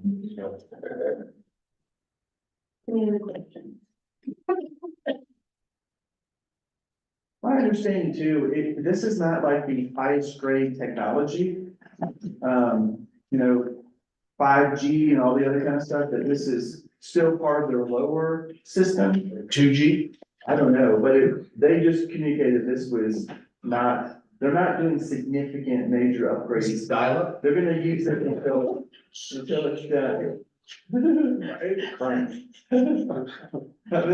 I have to get a hold of Sarah in order for a call? So why isn't it 5G? You know, hello, no, seriously, I mean, why aren't we then getting? And I'm not ready to die for this $1,800 a month here, but That's a year. 18,000 a They're year. upgrading, aren't they? Yeah, to 1.5G as opposed to 5G when the rest of the world is going to 10, Rob. You know, we got better power if we plug into the. Okay, I'm done. There is a recommended motion in the packet if someone would like. to I'll read move it. to approve the Fourth Amendment to option and non-inclusive lease agreement with Verizon Wireless. I'll second. Been moved and seconded to approve the lease agreement. All in favor, say aye. Aye. Any opposed? Motion passes. Okay. It's really exciting. You had me at 1.5. So, next we have ordinance number 3, series 2024. This is a first reading. An ordinance of the Board of Selectmen for the town of Georgetown, Colorado, amending Title II of the Georgetown Municipal Code governing the composition of the planning commission. So this ordinance is before you from the planning commission. After their discussion, they really voted last meeting to recommend moving forward with changing their membership from 5 to 7. And I know at one point it was 7 members and it dropped down to 5. But I believe at the time, what I was told was they had a really hard time making quorum. And the interest on the board was not the same as it is at this time. And so the board did move. However, what they have found is that a quorum became 3, and it's very concerning to them that they can move forward with issues that should be vetted very thoroughly. And that it's for the safeguard of our town that we have a stronger board that vets this and is able to thoroughly vet a situation. And so currently what they have is a full board, 5 members plus 4 alternatives. And now they would like to move back to having a normal 7-member board. And that's what this motion, this is what this recommendation is.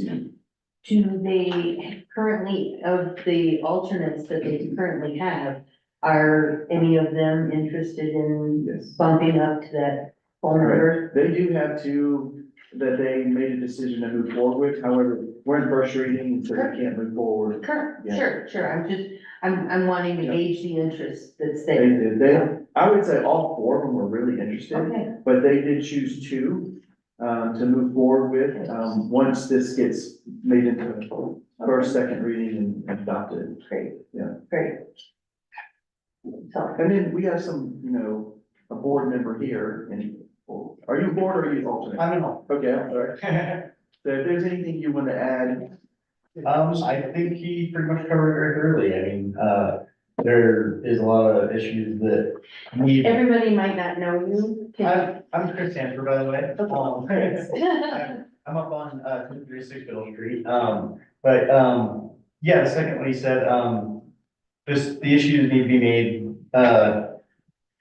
more than 3 people on the board. If there was more than 3 people on the board, I think these decisions could be made a little more thoroughly and they could be, assessed a little better, rather than just kind of getting pushed through and approved or denied, whatever way to go, so.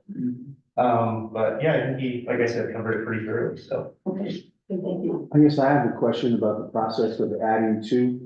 Recently, when we had a vacant seat here, I felt uncomfortable with the process when we had 4 people, and obviously we have an excellent select person out of that, but what is the process then if we do add 2 more seats and there's 4 people interested?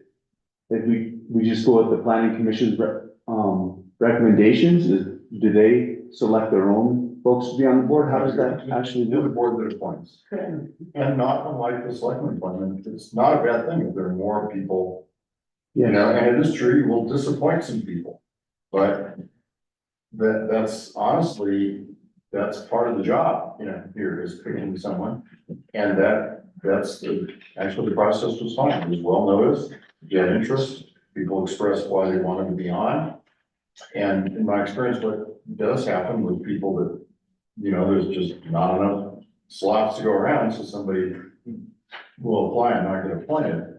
But very often those people are then, there's outreach to them when there's a future vacancy in a future board or commission. And so they could stay as alternates to the planning commission still? Well, no, I mean, I'm not sure how that required works. to make sure everyone that applies gets a job, Of course. effectively, I'm just on that, it seems like there should be more process. I didn't feel like, that was for the vacant seat.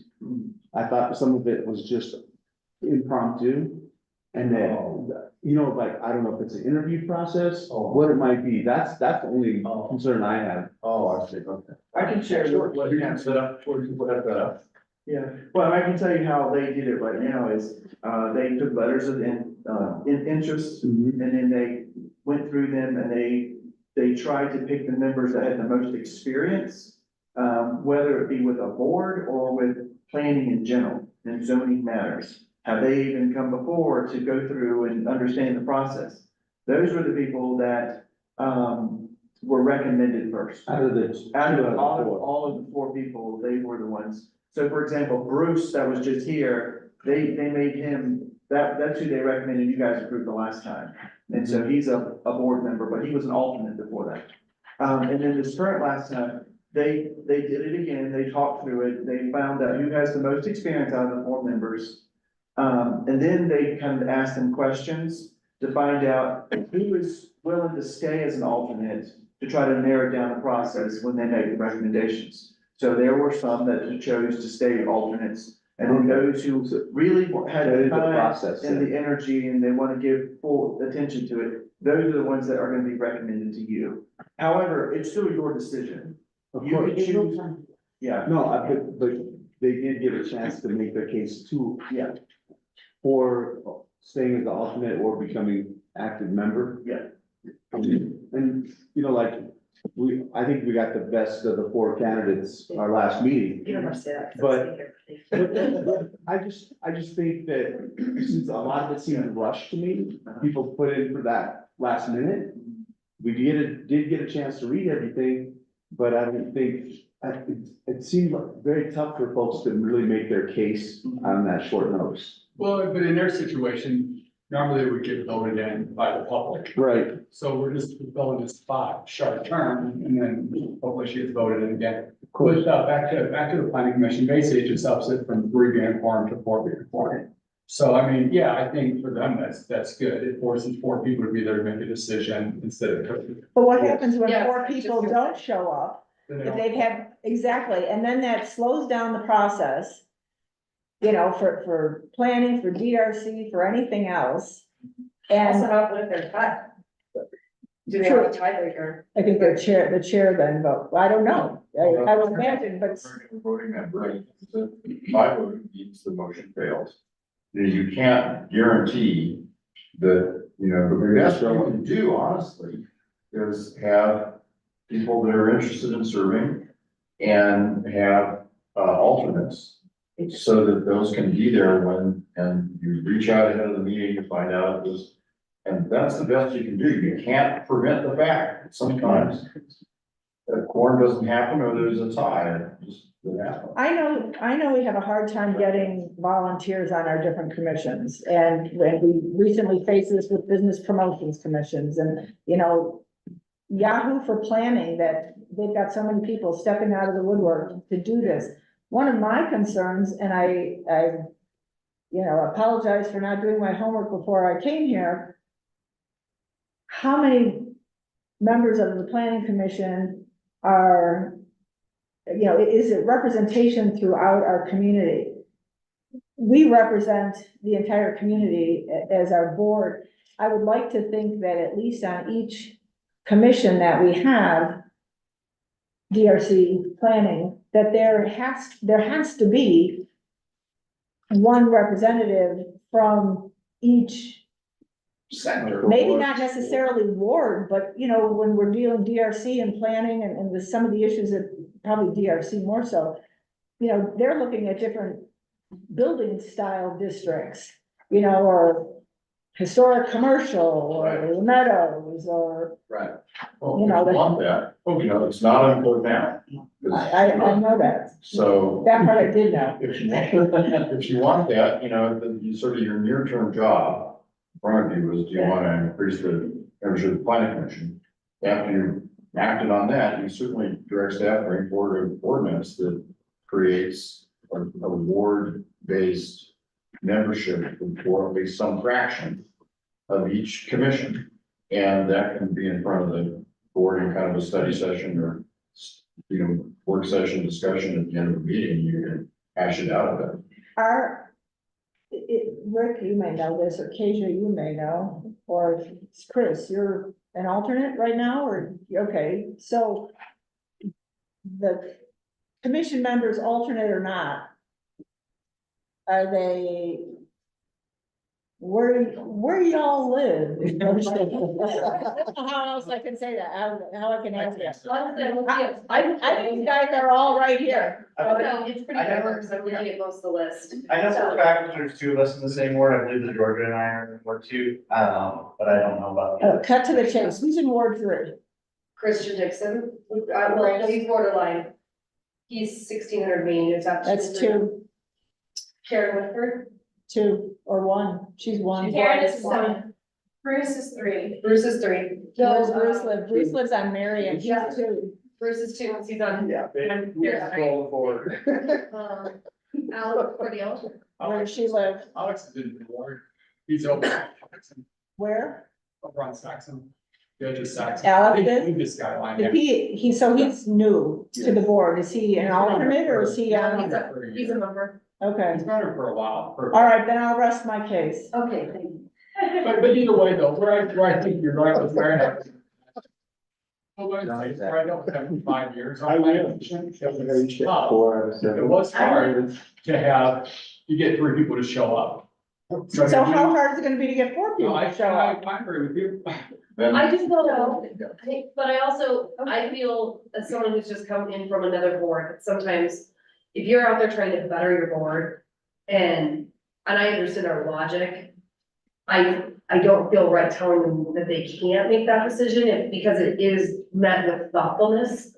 Because they're saying that 2 people can put through really important things. And they are not comfortable with that process. No, I mean, You're going with one more person, so I mean, to go with 4 to be a quorum, I think with how many people they have applying for it, want to be a part of it. And the term's 3 years, correct? And then they need a process for 3 years, so. tiebreakers. I think so, yeah. So, yeah, I mean, that's. Well, I mean, This is, this is the first reading. Yes, it is first reading. Thank you for reminding us, Rob. So, yeah, if we want to tweak it, that, we could come up with things that we want to tweak, but I personally, I thought the same way you're thinking, well, they're going from difficulty getting a quorum of 3, how are they gonna function with, having to have a quorum of 4? But I also respect them for bringing this, to us and proposing it because they've got 4 alternates waiting in the wings. And so hopefully that continues to be a commission that people are interested in serving on. And we won't run into that quorum issue maybe as much as we're anticipating and fearing. So, is that, We wouldn't be the ones though to set up the policies or procedures for their commission, would we, Jerry? Wouldn't they be? Yeah, if you want the commission to be representative of boards in the community. No, I'm talking more about tiebreakers that, Yeah, like no, typically, I mean, they can adopt their own rules of procedure. But honestly, if tie breaks and things like that are important, you can build that into the ordinance. You just can. Well, people can protest that, or what's it called, but appeal it, and it comes to us. to us, yeah, So either way, I mean, it's, so we can have another long meeting. yeah, Yeah, I'm not sure what it is that you're asking to have be considered. I mean, we can write up any changes to how. I guess I would like to see at least it represented, that there be at least one representative from each, let's say, ward. Let's keep it simple, or whatever. I don't care if we're referring to the DRC guidelines as far as the different, Well, but there might be I get your that's too point. many of them though. I get your point, but if they're having a problem coming up with a quorum, should we put any more restrictions on No, it? but it doesn't mean that the quorum needs to be, whoever if we say they've got 7 and they have to have at least, no. If, one member has to be from Ward 1, one member has to be from Ward 2, one from Ward 3, and we don't care where the rest came from, as long as they're in Georgetown, okay? we don't care if the quorum that shows has that representation. Just to We make care sure. that the commission at large has that And that's representation. how it works for other ward district based. Right, I mean, cause we could all, if the two of you don't show up from Ward 1, we're still a quorum and we can do whatever we want. To Ward 1. Just in the lighthouse, the little word. No, but, I would be hesitant to start throwing word, restrictions into this. I think ideally, you're spot on. It would be great, but we're dealing with volunteer commissions. And I think until we have, to me, what we've got doesn't feel broken. I think as long as we expand the number of full-on members of the planning commission, I think we're improving the representation possibilities. I personally don't really think we need to start restricting how many come from which board. I'm asking for one person from each ward. That's 3 people. You know, it's the luck of the draw right now that you said that Alex is in Ward 3. Yeah, because I think someone has to be able to, you know, there will be issues in Ward 3 that Rich and I will both be like, well, yeah, that's in our backyard, and we may have more passion about it. It doesn't mean we ignore what happens in Ward 1, but at least it's representation of the entire community. And so one person, to me, doesn't seem like a great, or 2 people, I suppose, because everyone could show up from Ward 2 and no one could. See, I walk look in at, from Ward I 1. look at the planning commission as being more, overall community interest. I don't see it being a specific ward, kind of loyalty issue. Could I say something? Sure. Okay, so about 4 years ago, I had my house re-sided. And when you're talking about, you know, taking care of the whole community. And I really don't think the people that looked over the plans, and I turned this over to That's contractor. DRC. Yeah, that'd be That's- DRC, not That's planning. not planning commission. It went, I thought it went through the planning commission, though. I don't think so, not presiding. Finish your story though, at least, so that we. Okay, I think so. I think we should maybe call the question. Yeah, you can do a motion to approve it on first reading, and if Mary wants to make an amendment to amend it on first reading, which you can do, to insert a word requirement, then that's how you see how the votes on the board go, and you can move on to the next agenda. Well, I'll move to approve the first reading of the ordinance number 3, series 2024, with the addition of ward designation. I'll second that. Thanks, Rob. So your amendment is to require, we'll have to wordsmith it, but to require that, one member of the commission, be, from, one member of the commission shall be from each ward, and the remainder to be at large. And there seems to be that in place currently, that won't have to go through any Right. change. Yeah, so it won't affect the current commission. Won't affect the current board. Just any future board development. Okay. Okay, I think it invites and shows the ballot. It's too many times Ward 3 doesn't seem to be included in Georgetown when we talk about historic pieces. And I'm just as committed to historic. I hope Mike is, I hope James is, but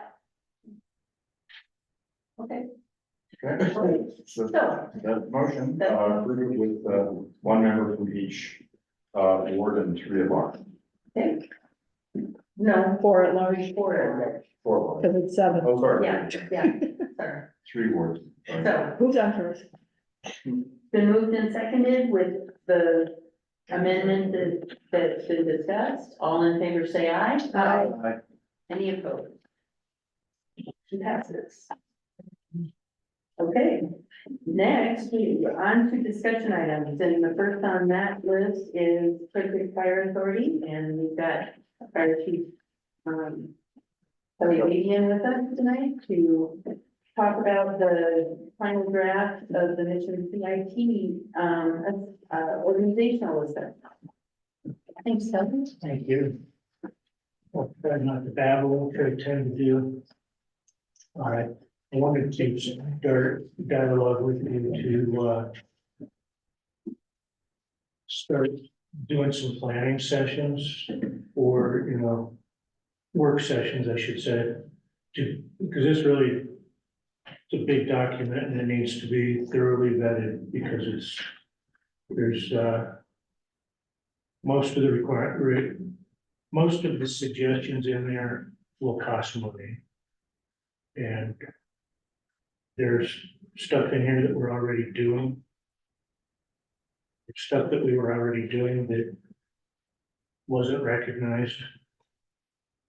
There's some stuff in here that we can't do, such as get fees from the ambulance for highway response. You can't ask for fees from the county building department for doing plan review on new construction, stuff like that. We can't get fees for regular medical response because of Medicare regulations and stuff like that, so. And then there's a few other things in there that we can't do. There's stuff in there that we've already started working on that say, yeah, we can do that. And there's stuff in here that our staff doesn't agree with, so. Having some good healthy discussion for you to make the decision on the really the big item there is the governance and changing that up, which I'll be very vocal against that. That would probably be best in a work session, but there's kind of a push to get this looked at and move forward before the end of the year, and I think that's way too fast of a time schedule on it. What really needs to happen first is for the current IGA to be renewed because it expires December 31st already, and there's a clause in here in section 33 in the IGA that allows for the current IGA to be renewed for 2 one-year periods with a request in writing from 4 of the participating parties, which are the 4 municipalities and the Emergency Services District. The agreement has to be signed by all 5 parties, but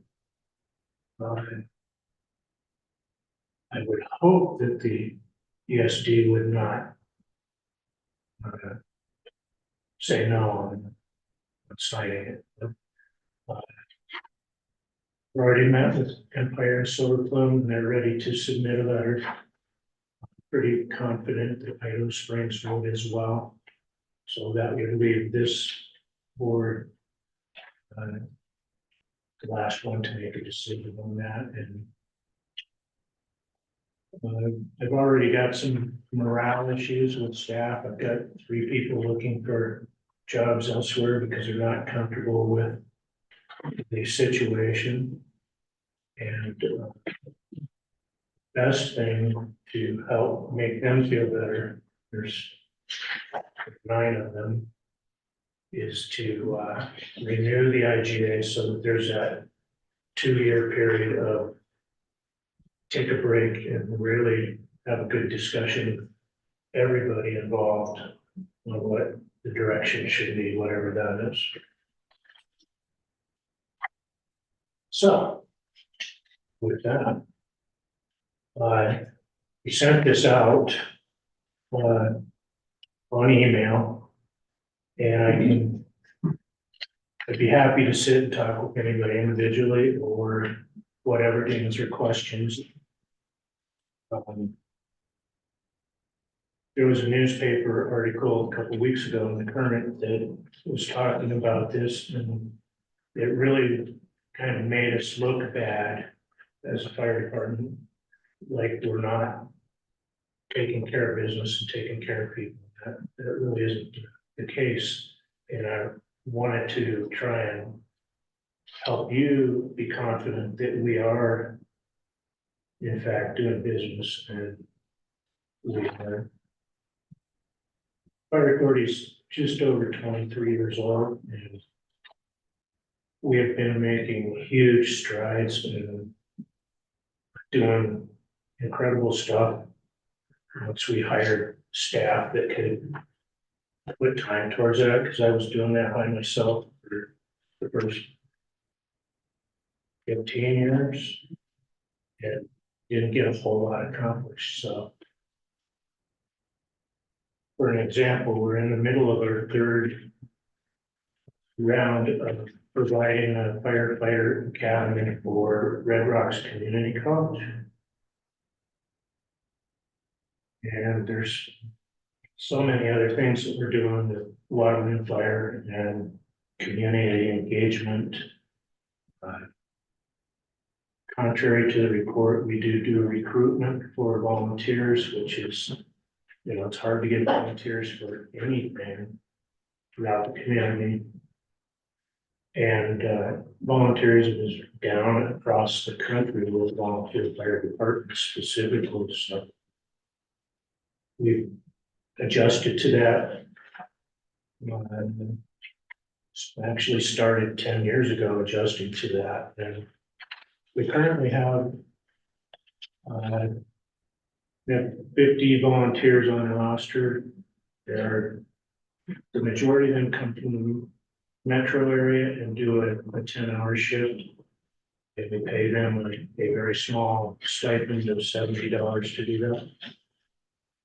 But like today I had 3 volunteers on, along with 3 of our shift crew. We have some extra stuff going on with that. And then I have 3 shift volunteers on tonight as well with those 2, so. We're not well staffed, and that's why we're asking for more money. Starting March 1st, we will have a second 24/7 2-person crew.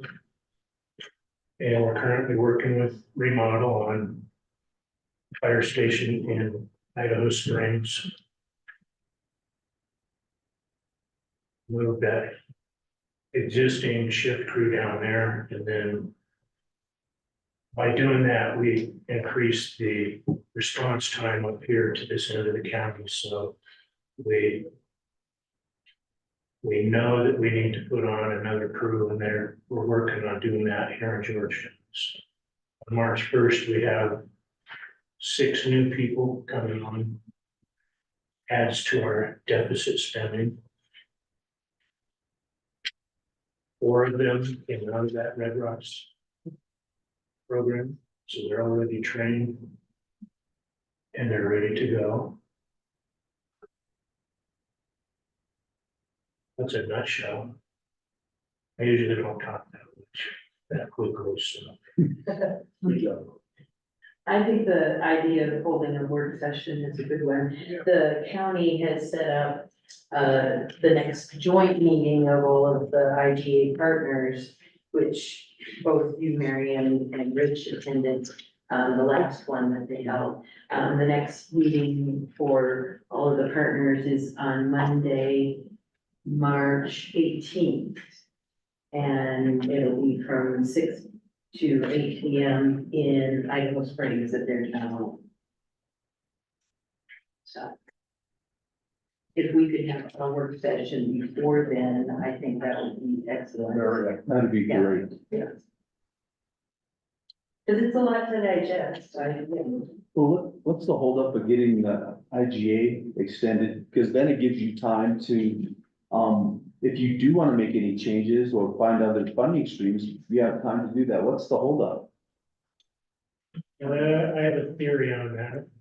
I try not to push it too hard, but essentially the ESD Emergency Services District, which is, the board of directors of that is the county commissioners. And they want to change the governance. They want us to go back in under the county umbrella. Right. And, That was my understanding when I attended the last meeting. yeah, But if everybody else is on board, then what is there political pressure? What needs to be done to? a lot of it's politics, and I think, you know, in January next year, we're gonna have 2 new commissioners. Yeah. And I really think they deserve the courtesy to be part of the decision Absolutely. of how we go forward. That, you know, right there, that, I think that's really big.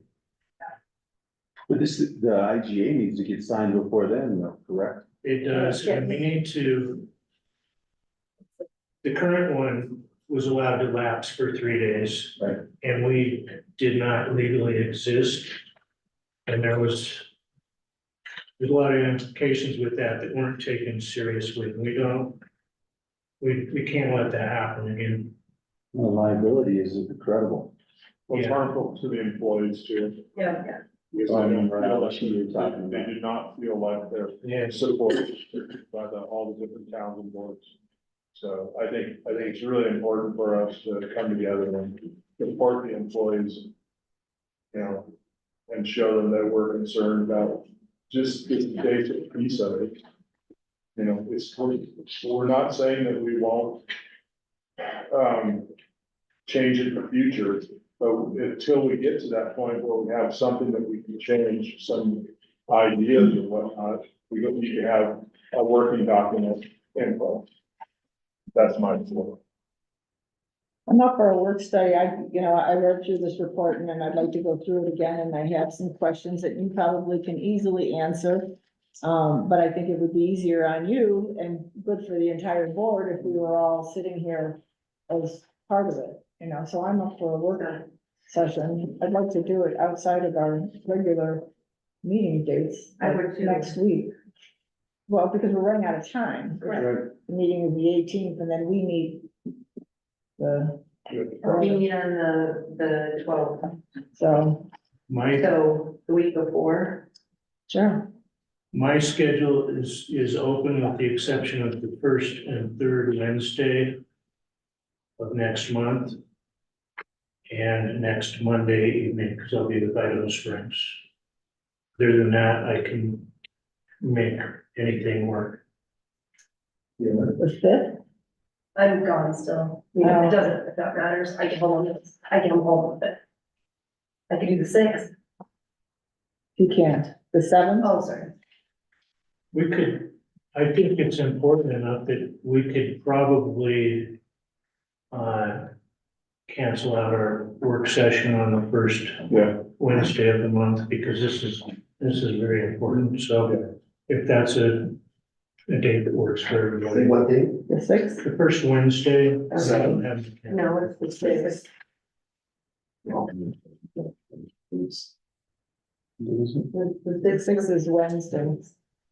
I would also offer to do a weekend if that worked for everybody.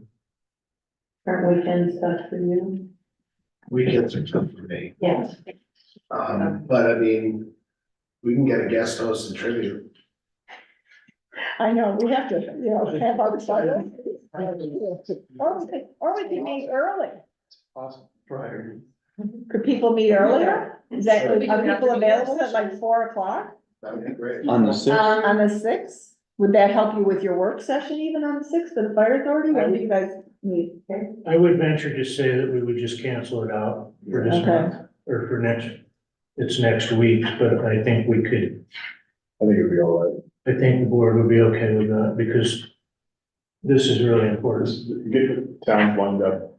But still, can we meet, I mean, So. trivia aside, can we meet Yeah, earlier? trivia's not We don't have to meet at 6 o'clock at night.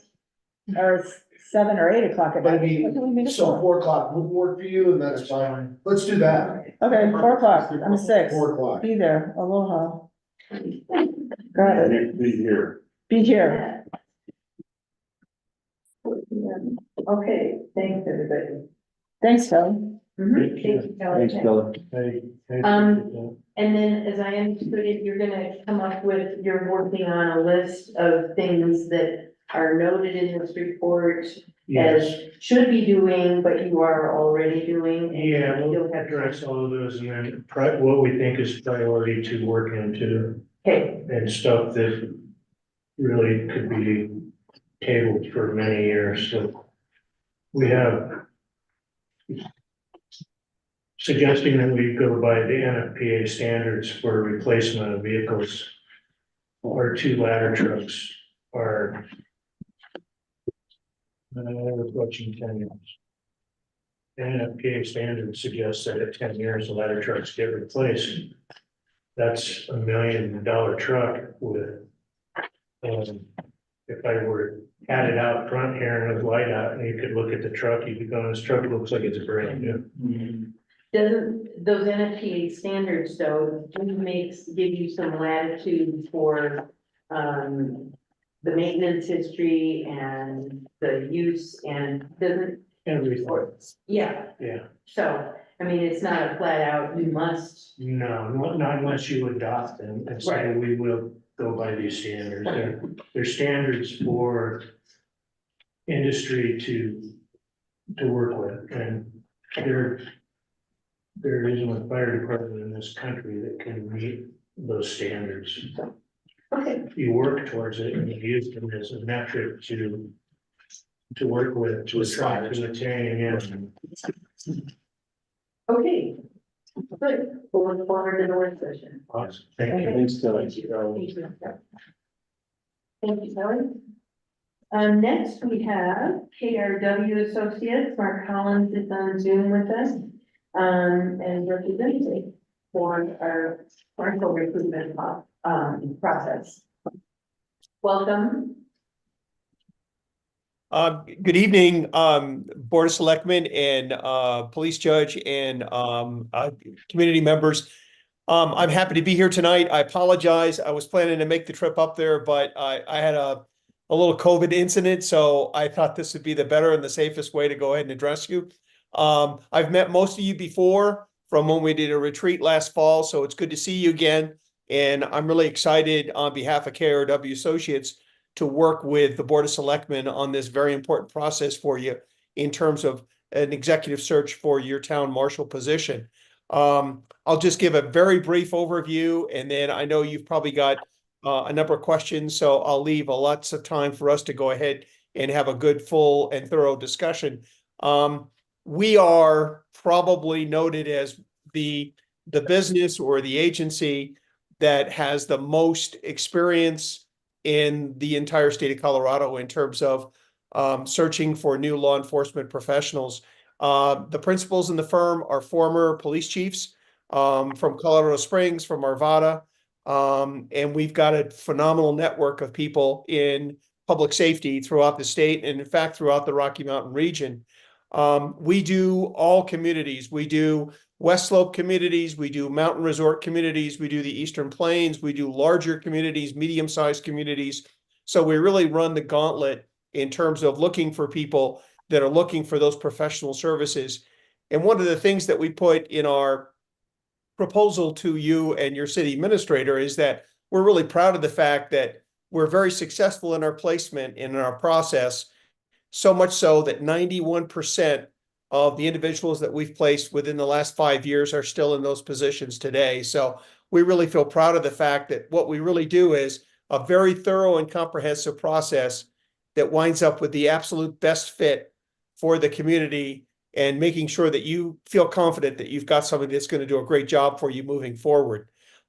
We talked to your city administrator this past week and got some of the general parameters for what you want to undertake.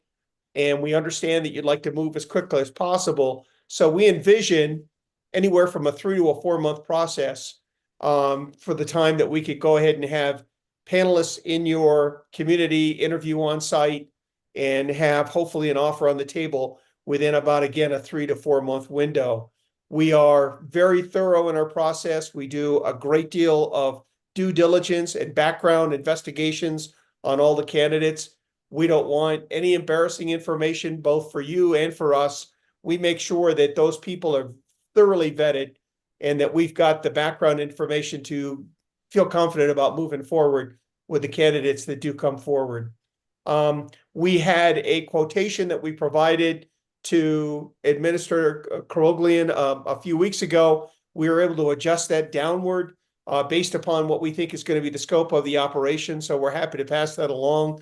But we feel like we're in a position where we can really wind up with a very, very strong group of candidates for you, and hopefully a very competitive group to compete for that town marshal position going forward. We are right in the midst of doing Johnstown right now on the I-25 corridor. We just concluded our filing deadline for that. We wound up with 30 applicants that are absolutely phenomenally qualified. So we're right in the midst of going ahead and get through the final stages of that. But the timing for Georgetown and for us to undertake this process is extremely good. So we feel like this is going to be a very successful process for both you and ourselves. And we're looking forward to working with you and your town administrator going forward. That's what I wanted to do as far as a 30,000-foot general overview. I'll finish my remarks and make sure that I'm available to answer any questions you might have. So, Police Judge, I'll turn it back over to you. Okay, thank you. Do you want to share what you've already given as, the base parameters? Yes, we spent some time just talking about Georgetown's expectations, understanding that we value strongly community policing, having a presence, that our expectation of a police chief / marshal would not be someone who sits at a desk pushing papers. Our marshal would be actively involved in the rotation of our other officers. So he would be, though there may be some candidates that have been extensive years of chief, they're not used to doing chief like this. And so we need to make sure people have clear expectation. This would be a working chief, working field, not just in the office.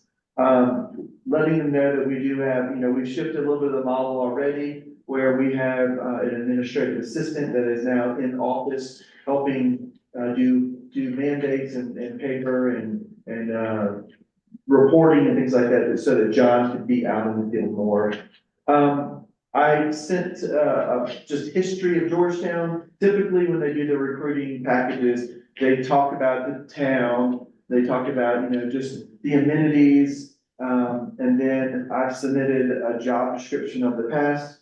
Now realize that this was an older job description. They will probably have to update that with us as we talk through it, since I believe it was 2015 or so when Randy was the marshal when we went through that campaign. So, but I've submitted those kind of details, the history of Georgetown. And the other thing we've talked about, however, we haven't landed on is just salary range. I know that's something that you guys are gonna be part of. We just discussed it briefly, but that will be something that you guys will have to move forward, feeling comfortable if that's the range you wanna do. I think we spent a while, about an hour or two, just talking through the details.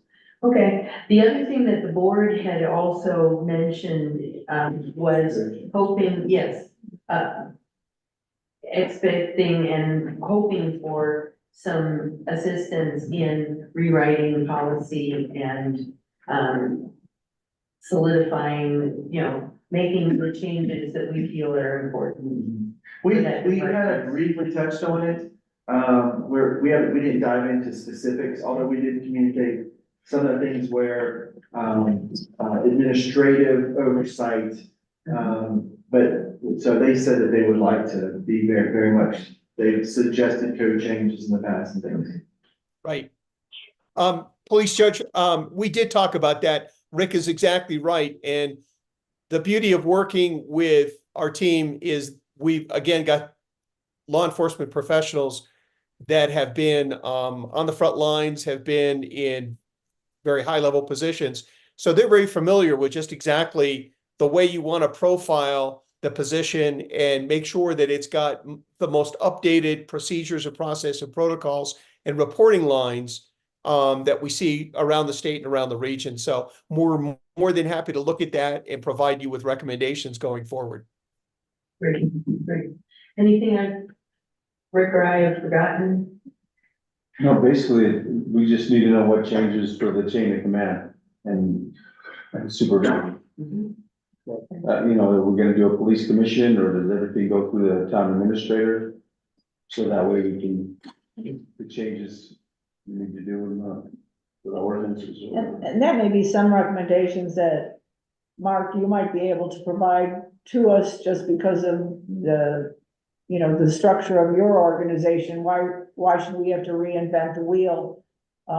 Even though we are the only territorial charter that you will ever deal with in the state of Colorado, and we do have those nuances, I know. So, I know. you know, so but I think those go hand in hand, and I don't think that necessarily has to impede the process of, you know, establishing the criteria of what we're looking for. The only thing I caution us all is community policing sounds like a wonderful, soft, gentle, friendly, hugging term, but Mark, you should be able to help me out with this. That term is so broadly used and has been changed so much in decades of police work that what you envision as community policing and I envision, and each one would have a different idea. And so when we use terms like that, and when we spell this out, let's say what the definition is. Let's not just put that out into, you know, And make it yeah, measurable. this is what it is, you know, so. Because community policing in Georgetown is far different than community policing in Denver. And what are those differences, you know, and we would all have a different interpretation. So I just think we have to be careful when we, Sure. you know, that we're So actually when's the work asking, session? yeah, exactly. So tomorrow night should we be back here? We're ready to go.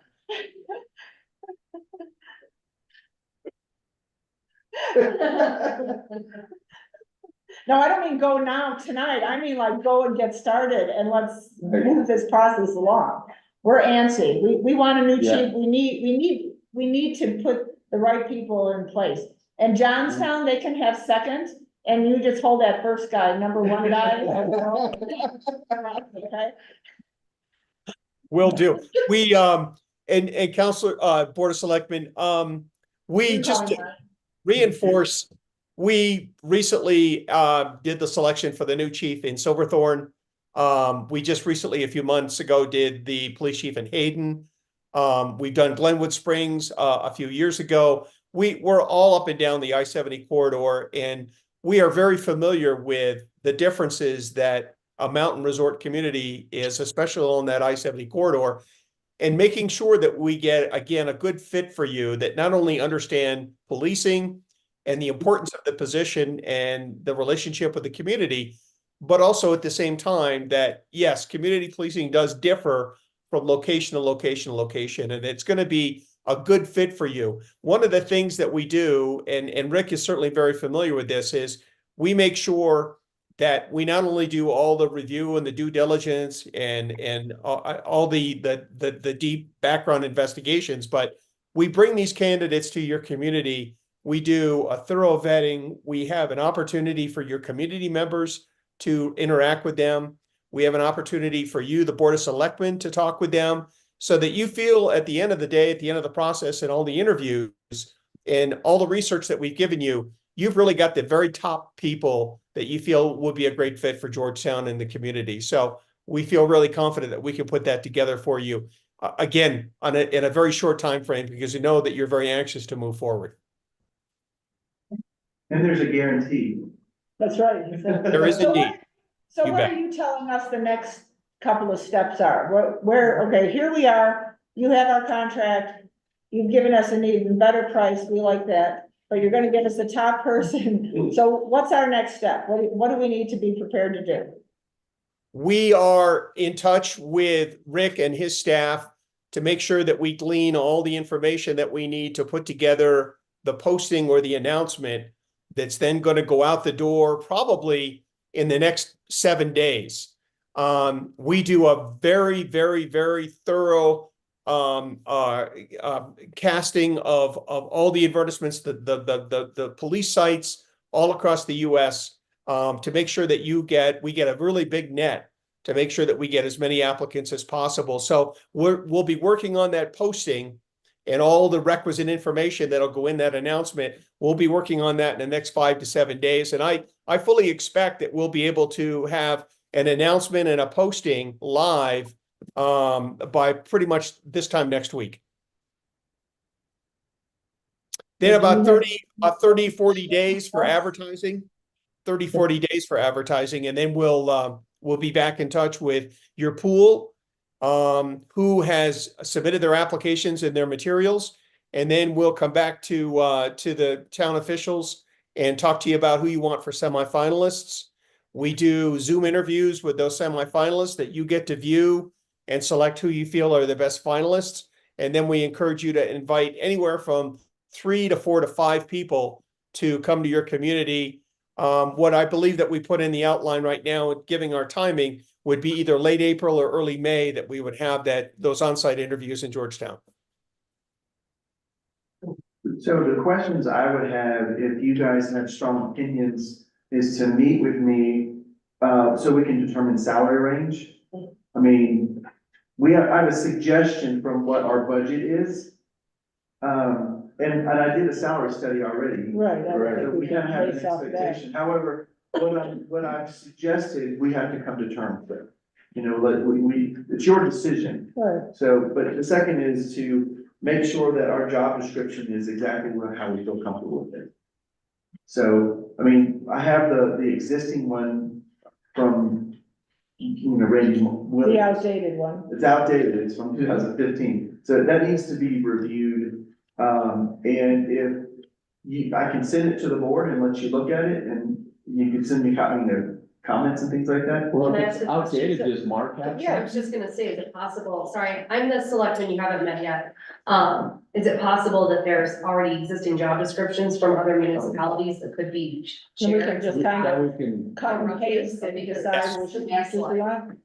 I was just gonna say. Yeah, I'm sure he's got one or two. Right, absolutely. Although there is a little uniqueness to the fact that you have a town marshal.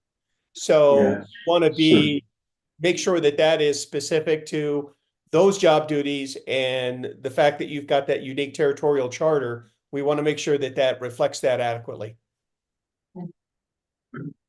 I've got a list of things that they're wanting from us. And so I've been working through this to try to get that information to send to them. And I probably sent at least half of it already.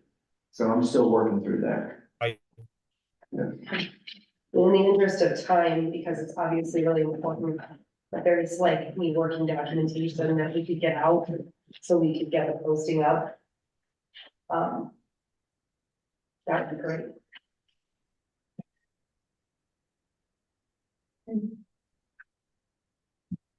So Rick, you can collect some information from Mark and the firm. Sounds like a movie. And you can disseminate that to us so that you can get our feedback. And so we may not have to publicly meet. We could shoot you some responses via email and at least get this ball rolling. And in the meantime, then we can tweak it as we meet along the way. Sure. So I guess let me ask Mark a question. The job description that I sent you already, could you send me some others? So that at least gives our team a chance to look at what you're suggesting based on what we have of upgrades of how this should be, amended and changed. So that would be helpful for our team to look at. And if I could just make the detailed comment that, if you have a job description of like a small town, relegated to that rather than, give us, the chief of Chicago PD's job description. Denver. We're more than happy to do that. In fact, the one that I think, Rick, we mentioned to you, and we did their search within the last few years, was Bayfield. Colorado has a town marshal position. But there's several examples that we can give you. The good news is, board members, we don't need the job description to be finalized at this point for the job posting. It's not something that's that's gonna be in that initial advertisement that goes out to all those job boards. So, they can request that. We can say that here's a draft, but it's not gonna hold us up in terms of getting that announcement out the door, which for our purposes to move this forward, we want to make sure that we accelerate that as soon as possible. And also, I found a job post from 2015 that I can send you as well. Okay. Of what was created, so at least we have, you can take it and tweak it. I mean, it's only like 2-3 paragraphs. So do we It's need very to basic. decide tonight what that salary range is based on the information that you provided us before and you can share again? I mean, is that where we are right now? I would like. That's fine. Yeah. So, Lay it on us. Yeah, what's the recommendation? Mark, can you share what I submitted to you?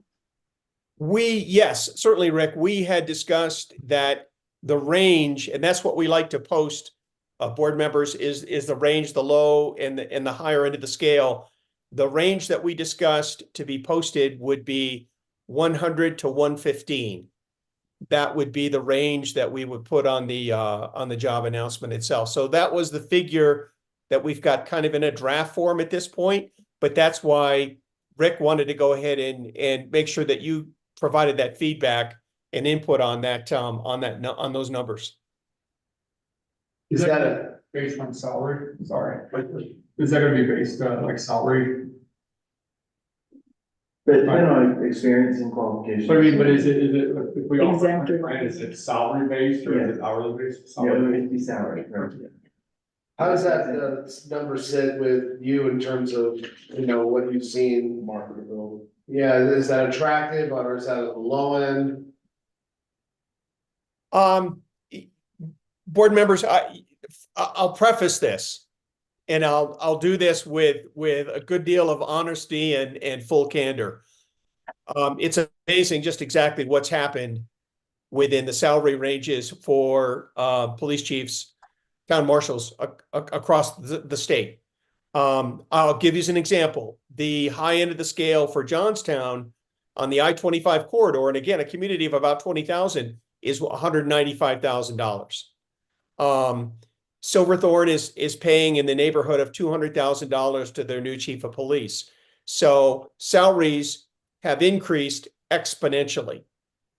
However, the fact that you have a smaller department, that you have a more unique community, that you have a smaller size, more manageable, you've got so many positives and pluses in a different way.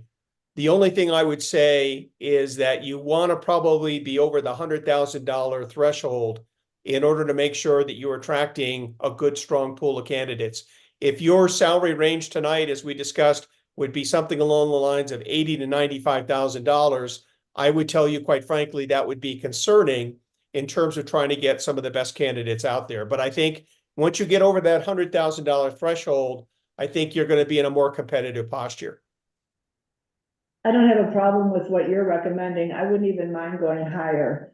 Because we know we're rebuilding our department and we know we're asking a lot of the person who is going to come in here and bring us up to where we should be. Because we're not where we should be right now. It'd be totally different if we were like, oh, piece of cake, here it is, carry on. And that's not I happening. think they're having Right. a bigger task than we're kind of letting on because, well, I gotta believe that the people in the industry know this situation intimately. They've seen it, as from on the outside looking in, Right. but they're aware. But we're not competing with Silverthorne just because of Oh, God. of how that, that's a totally different community. no. Population, the type That's of more calls of they a have, tricky exactly. situation. So, Yes, yeah, so we don't have to worry about that. The other thing I think we're gonna have to talk about at some point though, and it may not be salary, but it might be a benefit, is to get somebody here and I believe that we want that person to be committed to Georgetown, is a housing stipend. And don't put it in the salary, but that's something that we should be considering, or that our candidates know that we would. Can I It's just throw something negotiable. out? So just on a quick Google search, and KRW, you did this search in 2020 for Idaho Springs. There in 2020, it was 93,707 to 135,104. And that was the baseline for Idaho Springs in 2020. And I realize Idaho Springs obviously has 3,000 residents to our 1,000, and I think, I don't know how many officers we have, I think they have 7 or 9. So it is slightly Yeah. larger, but, and I have no idea what their chief came in at, obviously, whether it's public record, because he's a public employee, but yeah, no idea, so. That's just a baseline that was 4 years ago, so I don't know what the town's budget supports. I can share what we've had, I mean. I was gonna say, our police marshal was making 122. I, I think that's where we ought to start. I think we should be talking in the, 110 to 130s, yeah. I agree with that. I mean, that's, And I know we have to stay within our budget and what we can afford, but this, our marshal is going to be coming on board and looking at recruiting. They've got so much that we're asking this person and for the experience that we want them to be, and they're gonna be a street officer, we're requiring that too. But we need somebody who's got a lot of background, Well, yeah, I mean, so. I think, I don't wanna get what we pay for. I wanna get, Yeah. you know, I kind of wanna get what we pay for, you know what I mean? So I would at least go up to 120 or 125, at least is the range, and that's even, and that's even negotiable as we see a candidate who is like, oh God, we want this person, and they're like, you know. Right. Well, I would feel comfortable, just because I know the budget is, we go 100 to 122. Yeah, because we know we can afford that. Mary, I mean, of course, we can task Mary to find it, manipulate to see what we can do, but I mean, we can say 100 to 125. Does just saying 100 also, you know, kind of shoot ourselves in the foot? Should we say, you know, 102 to 1 or 1, you know, okay. I'm surprised you didn't ask this question, Mary. If we were budgeted for 4 officers from last year, it seems like we're coming up short on this. Well, because I mean, if we're struggling with this. We've got the money, What's that? we've got the money. If we had 4 officers budgeted for this year, and right now we're only paying on 1. By the time we get the new marshal in town, and then recruiting goes on, it's gonna balance out by the time, you know, by the end of the year, and then we're gonna have to juggle again. So, I agree, I'm not worried about that. so how about 1 to 125? Oh, yeah, easily. Are we good with that to start, to at least get the ball rolling? Sure. Yeah, but typically, I mean, you know how ranges go, well, for those of you who are retired and don't have to look for a job anymore. I've hired 2 people in the last few years, tell me. No, but the range, But you never pay in the high range. Well, you might have somebody who comes in top notch, who's coming from a community and who's got ding, ding, ding, ding, ding, and they've done all this in their department, and they're coming to Georgetown, you know, because now all of a sudden they can be that top person, and they can put their pieces into place, you know, and they might be worth every penny of that, or you've got somebody who's worked side by side in that, and they're, you know, gonna be at the lower range, but they've got the experience where they're gonna grow a little bit as we grow too. There's So, that problem with like, they'll get a 4, we can do 5 ratings though, remember? what? That's what we learned, the 5 ratings. Oh, that's right, I'll never give them a 5. We So- put that on the chart. Mary will never say you are, Yes, because there's always room. yeah, always want to make more. No, seriously, but one thing too, I mean, it's the same thing we did with administrative assistants. You know, you do have that trial period. Yeah. Where you can make more. Right, so, I think that works. Good range. Sounds like we were agreed. I think so. Okay, Definitely. Next, any other things Um, we need to decide tonight? let me look through this real quick.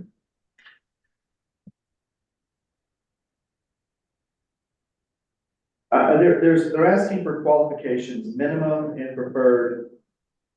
They suggest they can draft some if we don't have any, if there's certain qualifications we're saying. And this is out of my realm because I don't know that much about police chief's requirements. This would be Mark. suggesting, or if you have Mary, since it's you and officer report, what are we saying minimum qualifications are? Like, that's a lot to. Like years of experience as the marshal? Yeah. I would say at least 10. You want supervisory experience?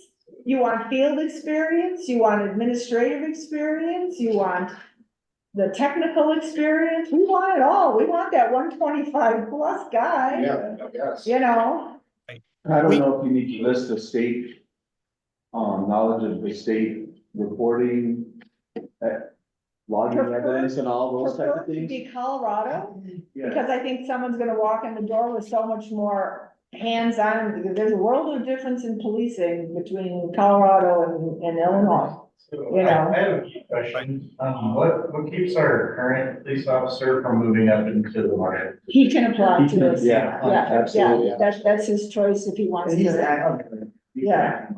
Just curious. Mark, you were gonna say something. Well, Rick, we can help you with some of those minimum qualifications. For instance, that you want to talk about, yes, that you've got a minimum amount of years that you've had supervisory experience in a law enforcement community, that you've got college experience and education. We can play with that in terms of whether or not, it's, you have to have a degree, or whether you've had college experience, especially that it may have like criminal justice and some background. And then we will say that if you're not post-certified in the state of Colorado, that you'll want to earn that or achieve that within at least 12 months, if not 6 months. That would be another minimum requirement that go along with it. Master's is preferred, but and a lot of individuals have gone ahead and gotten the higher education, but that would be something that might be an option that would be preferred, but not something that would be certainly required. So we can help you, Rick, to put together for your size community and what we think that pool is going to look like, what we feel like those minimum requirements should look like. I will add one other item, and we talked with Rick about this, and that is a residency requirement.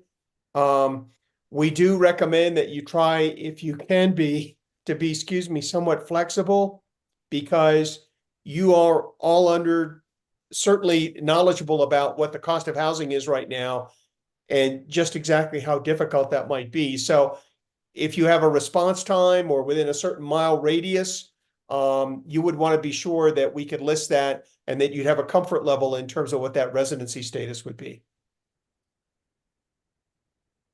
I've hit mine, some of this stuff I've already turned in, and they already have my interest with it. I think that the thing that I just want to make sure Mark heard from you, if there's certain things that you really feel important for Mark to hear, I just want to make sure you have that opportunity to say something. You know that Breckenridge guy that lives in town, did he know about this? He might Was he not. invited to, will he be invited to apply? I mean, anybody can apply. Yeah. He's not been discussed or notified. Okay. No, we've not, because we're just so entry level right now. No, of course. No, I mean, he has shown interest to be part of our police department, but we've not discussed him as chief or anything. Oh, okay, got it. But I just want to make sure if you have thoughts or anything, here's your chance to talk to Mark. Yeah. Because Mark and his team and I will be discussing a lot. But I wanted to make sure he was here tonight to hear from you if you have certain things that you really, or, that it's something, it's on your gut or your heart that you want to make sure it's heard from the board. And in the meantime, you may think of something later, you can feel free to email me. And we want to make sure that that's part of it. You bet. Okay, thank you, Mark. Thank you. Yeah. Thank you very much. Thanks, everybody. Good seeing you again. Good to see you too. Thank you. Yeah. All right, as soon as I get any paperwork from them, I will send it out to you guys, job descriptions and qualifications and things like that. Okay, staff items. We've already covered the police department, the acting marshal report. Assistant town administrator update. Oh, sure. Good morning. Are you an old soul? Yeah. Time for the fun stuff. So we had a couple of events going on these past few weekends. I just wanted to give a little debrief on both of them because we had some phenomenal feedback and I think it's kind of important just to talk about them on their own. So in front of you or around, they'll find the report. First, we're going over the Colorado Pond Hockey Tournament. This was the one that came from Dillon. They had some unfavorable weather conditions, so in a bit of a scramble, we were able to get connected and between Recess Factory, Cabin Creek, and how we slowly were able to get the event together. Some really good highlights to note.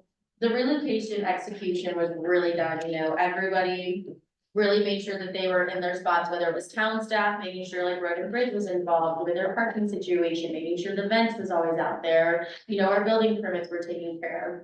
But beyond that, you definitely saw Cabin Creek definitely helped change their venue, whether they're a restaurant, they made sure there were hockey rinks to play. Their parking and traffic plan was very excellent. I know that was a hot question, whether it was from residents, from our police, or even some of our board members. It can be tricky down there. Not only did we have a local resident let us use his lot, Road and Bridge brought a couple pounds of millings.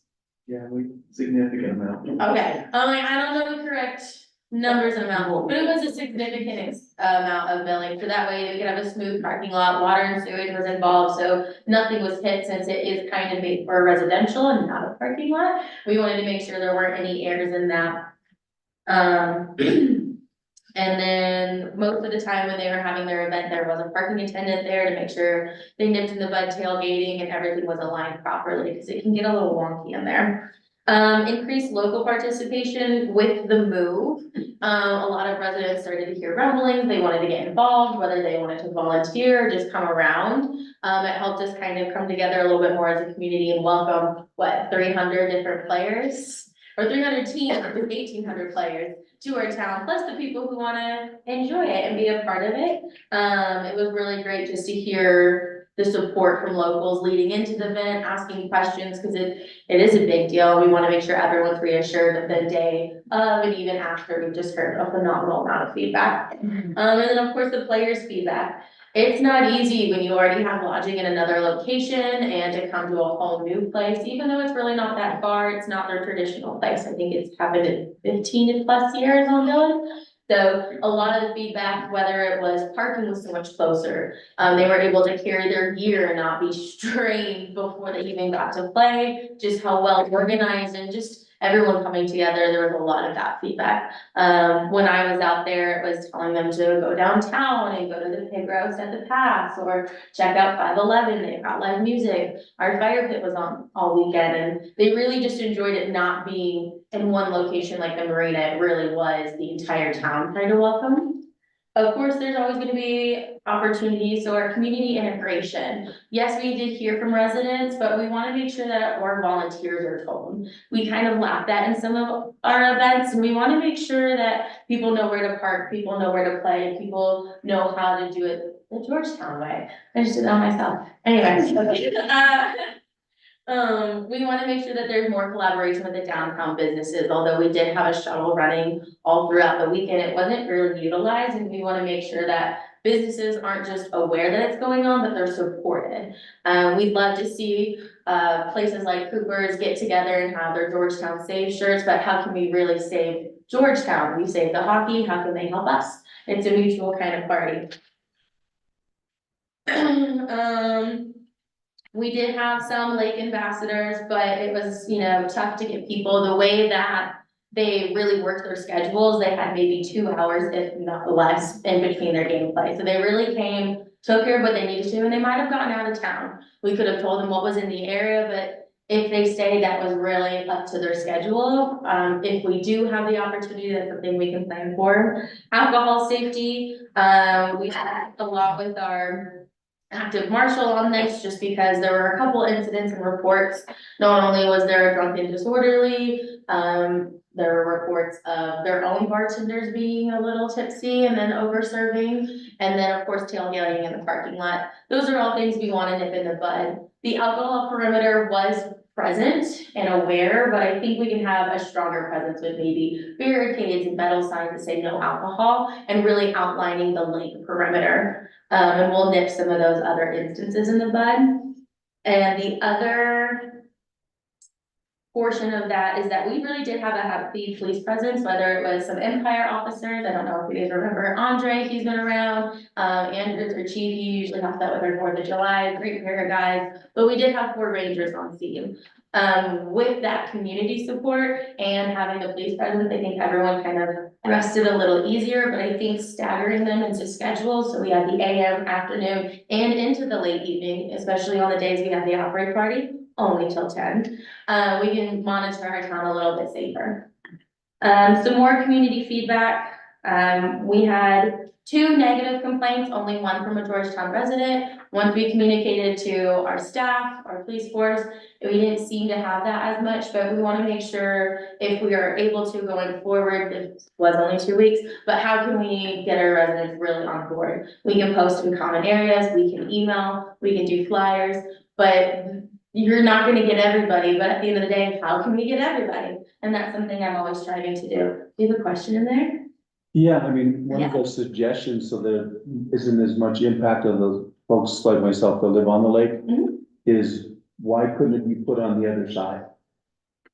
Away from, Like, you know, like the lights and the speakers and stuff. Are you speaking to the lakeside instead of the lagoon? yes, So from my understanding, we have other events going on, like our car clubs, those are already set a year in advance, along with some of the fishers. With it being in part with Cabin Creek, it just makes it easier for getting on and off traffic safety. You don't have people crossing the road nearly as much. It could be something to explore, however. I would definitely explore that, just because I think, maybe just for a little bit longer walk to go to Cabin Creek or whatever, but with noise and loud lights and that sort of thing, I think with proper planning, maybe, we have to limit the amount of ice fishing on the section of the lake where those rinks are gonna be set up. I think there's ways to, mitigate that, and then you don't have the impact on the, residents in the meadows. Another suggestion was the way that the lights and the speakers were set up, they were facing the homes. And the suggestion was, what if we tried next year to put them on that side of the homes so that it's projecting out towards Cabin Creek? And so the sound would be projected that way, the lights would be mitigated as less, but it would be shining down. I know, because I'm on the side where the lights were shining, and it was bright, it was. It was, and they did shut it down at the 10 o'clock mark.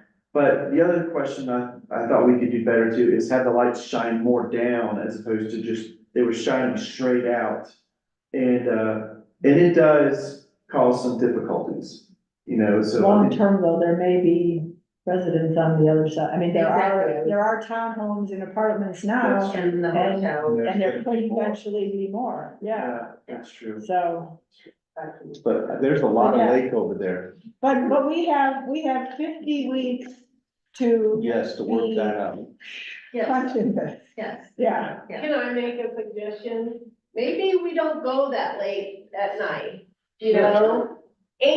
Cabin Creek did their little smaller one this weekend. They were done at 3. They had like a quarter of the teams, though. They only had Right. 32 teams. instead of Right, 35. I understand that, So, but maybe, 7 o'clock. So they put up At the more latest. rates and have less time. Right, I mean, So- it's just a scheduling thing, because Yeah, you can, more rinks, and then the other thing is that they finished up pretty much early in the morning on Sunday. Well, that might mean you go a little later on Sunday then. Yeah, these are great suggestions. So when we go back to them, we could say, hey, this is the feedback from the community and our staff. Can we just change the schedule? And you know what? We can work this out. and that's an ask that we Absolutely. are bringing up to them is we want a more clear schedule of when lights and music, because yes, they did say 10, however, there was needing ice maintenance overnight, and I heard, I was down by the lake, but I was asleep at 3 AM, as you can tell, as I tried to be by 9. At 3 AM, they allegedly might have been turning on their lights to do some night maintenance, so if we could have most of that information, it's just like. All those that could verify that the lights. I did hear from, Mr. In charge that I have My a, whole bedroom lit up and I was like, what is going on? They were out there. so, Lights in the house. But we have plenty of time to, yeah. Lots of time, Yeah. I maybe set up a more formal, debrief, maybe, Another asking work for. session. Well, no. Plans are like going towards the window now. Asking for public input, community center maybe, or. that actually is in our plan too. Cool. There you go. So, There you go. we Yeah. get to the We're not year gonna solve round. it tonight. Well, no, so that's exactly one of our opportunities is the year-round engagement. We did only have 2 weeks to put this together, but if we are given the opportunity, we do wanna have that in-person engagement, have a forum, give the opportunity to submit their feedback beforehand, but still leave room for questions, because there's gonna be more feedback, there's gonna be more questions. If we take the play and switch it up, there's still gonna be more questions to follow. So do feel like we want not just businesses, but also our residents and the visitors to be heard too, because they did have some feedback, but we would love to welcome them more to Sixth Street, have some banners, get our volunteers together, and have that communication plan, maybe even a town map or a player's guide. So if they're in Airbnbs, if they're in hotels, we're just hitting them one after another. Stay in Georgetown, this is Georgetown, hang out here. But again, the more town planning will allow for information to spread, residents to be heard and briefed on traffic plans, parking concerns, and other areas of communication. So everything that you're saying not only is being mentally noted, but there will be a dedicated time, so everybody has this opportunity who isn't even here tonight. I thought it was pretty cool, even though my Yeah. house got lit up and rocked. Yes. Oh, hiccups, just live by the lake. So just before you. So you guys aren't hockey fans anymore, are you? Yeah. Absolutely, yeah. So before this moves on to the next event, I wanna read something. But before I read this, I am amazed that we pulled this off in such a short period of time. It was tremendous success from our town staff to being part of the lake community, because I lived down there too, and how exciting and nerve-wracking it was. But I really believe it was a tremendous success. And it really kind of shows to Georgetown what we're capable of doing, of seeing this kind of thing. And this group is committed to coming back. And so that's an exciting thing. They also do, like, I think some of you guys know this, but they do 50 other events, and they're willing to bring some of those events to Georgetown. And so we're trying to figure out from the different seasons that we have, how we can fit in these different types of events. They do an air show. We We did an air show. Well, you've got the money for it. I got a run for it, it's called a Put on an air show. Yeah, they were just saying. Set off with fireworks. So then I want to make this, Kelly was here, I was hoping that he would say it, but he didn't stay long enough. But I asked Kelly to debrief, I'd like to hear your comments from the, fire chief perspective of this event. And Kelly and I usually either, walk during the events and he gives me tons of negative feedback, or right after event. And so this is his comments, okay? So I just want to give you this. It says, congratulations, no, like, what? So he actually started off with a congratulations on a successful hockey tournament from February 16th through 18th. I was apprehensive when I first heard about the event and expected numerous issues, like he always did. But I want to pass on that this was the best organized and managed event that I've ever seen and worked with in my long career. We did not have any incident responses on the event over the 3-day period or any concerns. And anything that he saw was minimal or immediate action was taken part by the event crew. This event showed a huge potential for use of the lake for future events and should be explored further. Here. So I was kind of like, I want to break this. But that showed what the collaboration that took place between so many different entities and businesses getting this out to be successful. There's no way but the Georgetown spirit is this can-do attitude. And it was remarkable to see so many people working together. So many residents, like even Neil Duncan came out with part of it. He learned how to drive the Zamboni because he's potentially gonna maybe store this for us. So I'm overwhelmed of how we pulled this off. And yes, I understand there's things that we can tighten up. And I understand that, James was really frustrated, and I really want to help James be part, and I asked him, be part of this next year so we can do better. And we don't take it lightly of the complaints. And I understand he's got a list of things, violations and so forth. We will work through every bit of those kind of things. But just because it has a violation doesn't mean it is a violation. Because we were very thorough of working through these permits.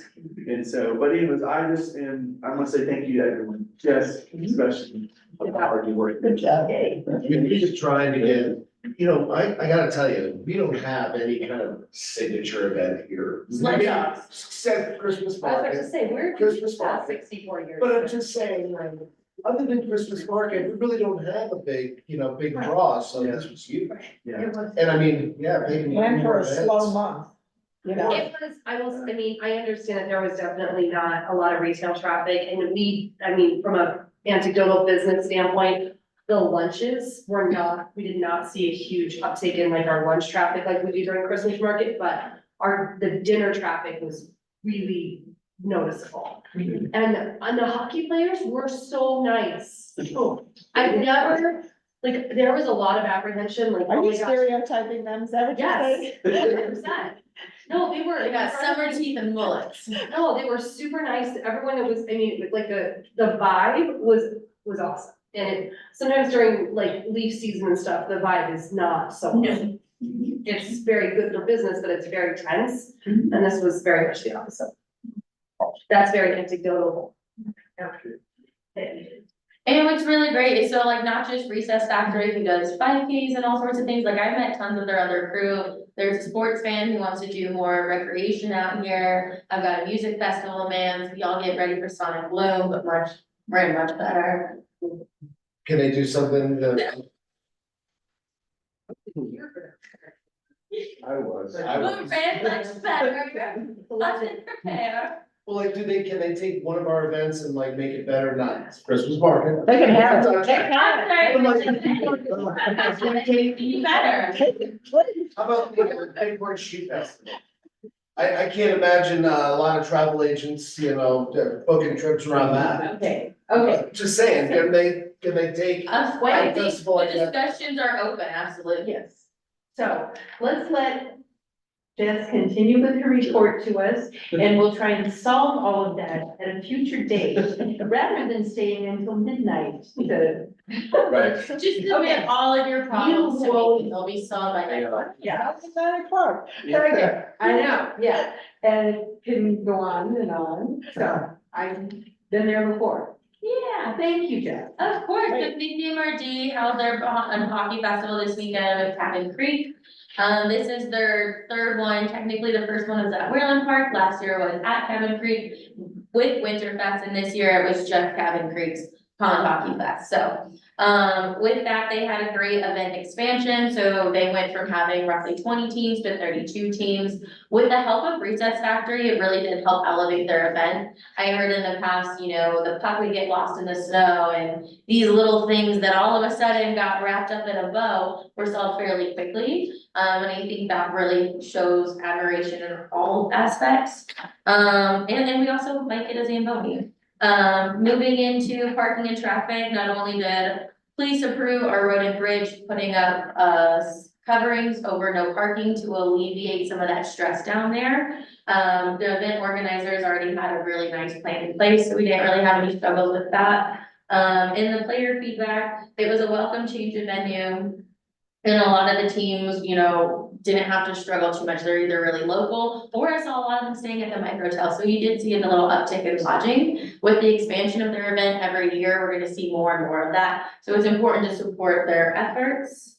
And yeah, made it easier for, Opportunities, alcohol safety, so just something that I think town's gonna be asking for is a little bit more strict and stern and clear alcohol perimeters, whether it's a clear barricade or whatever the event organizers can provide. It's just something that if we do a walkthrough on the day before, we need to make sure that it's up to a standard. We don't have any questions or people trying to be like, oh, I can do what I want, 'cause it's Georgetown, you can't do that here. Community engagement, just like most of our events, those volunteer opportunities, but also making sure that they're educated and ready to go. Pond hockey, I can't say I know any of the rules, let alone can stand up there and do more than go 1, 2, whenever they start scoring.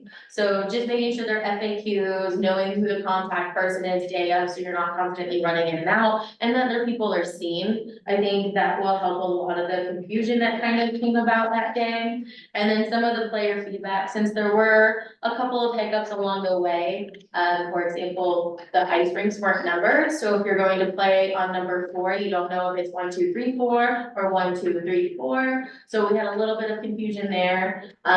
Lack of kind of knowing when to start, when to go. You know, it's 15 minutes on, 2 minutes off, 15 on, but when does that start? Are we all playing collectively? Just minor organizational things that once they're on the ice, they're ready to just take off and go. And then since there was so much extra time, they wanted to play a little bit more. Maybe having a losers bracket was a suggestion. I think they would love, you know.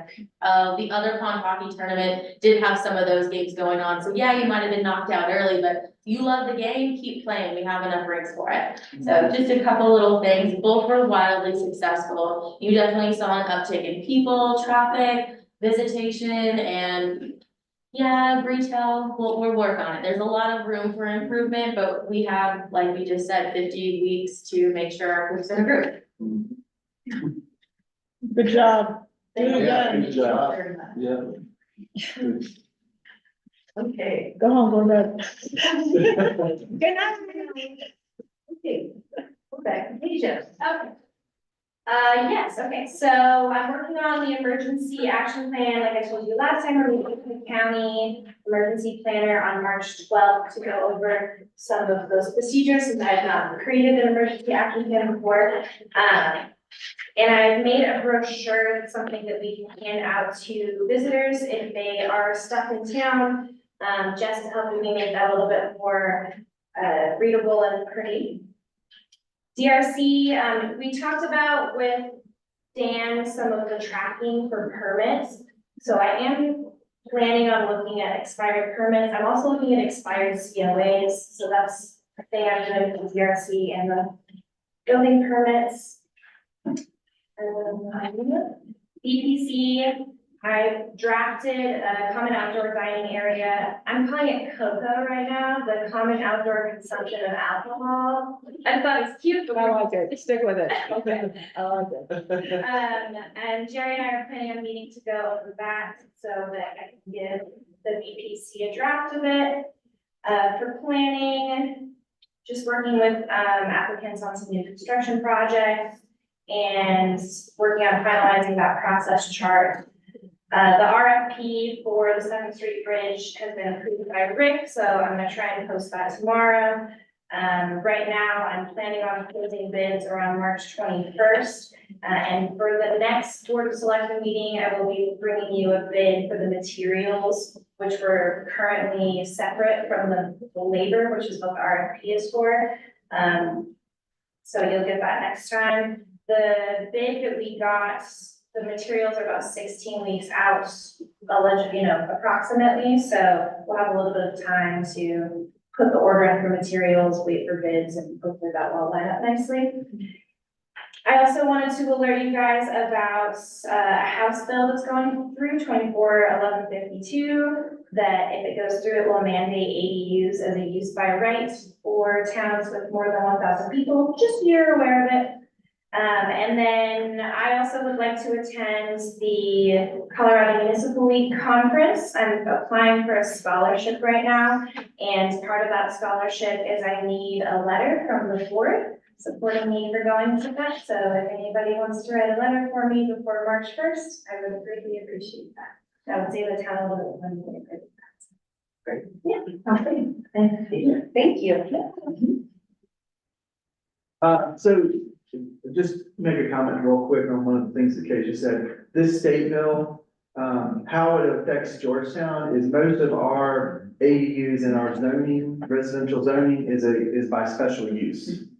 And so, the state, the governor is pushing a big push right now to make ADUs a lot more accessible in order to meet the mandates of the housing crisis, let alone affordable housing. So this is being pushed.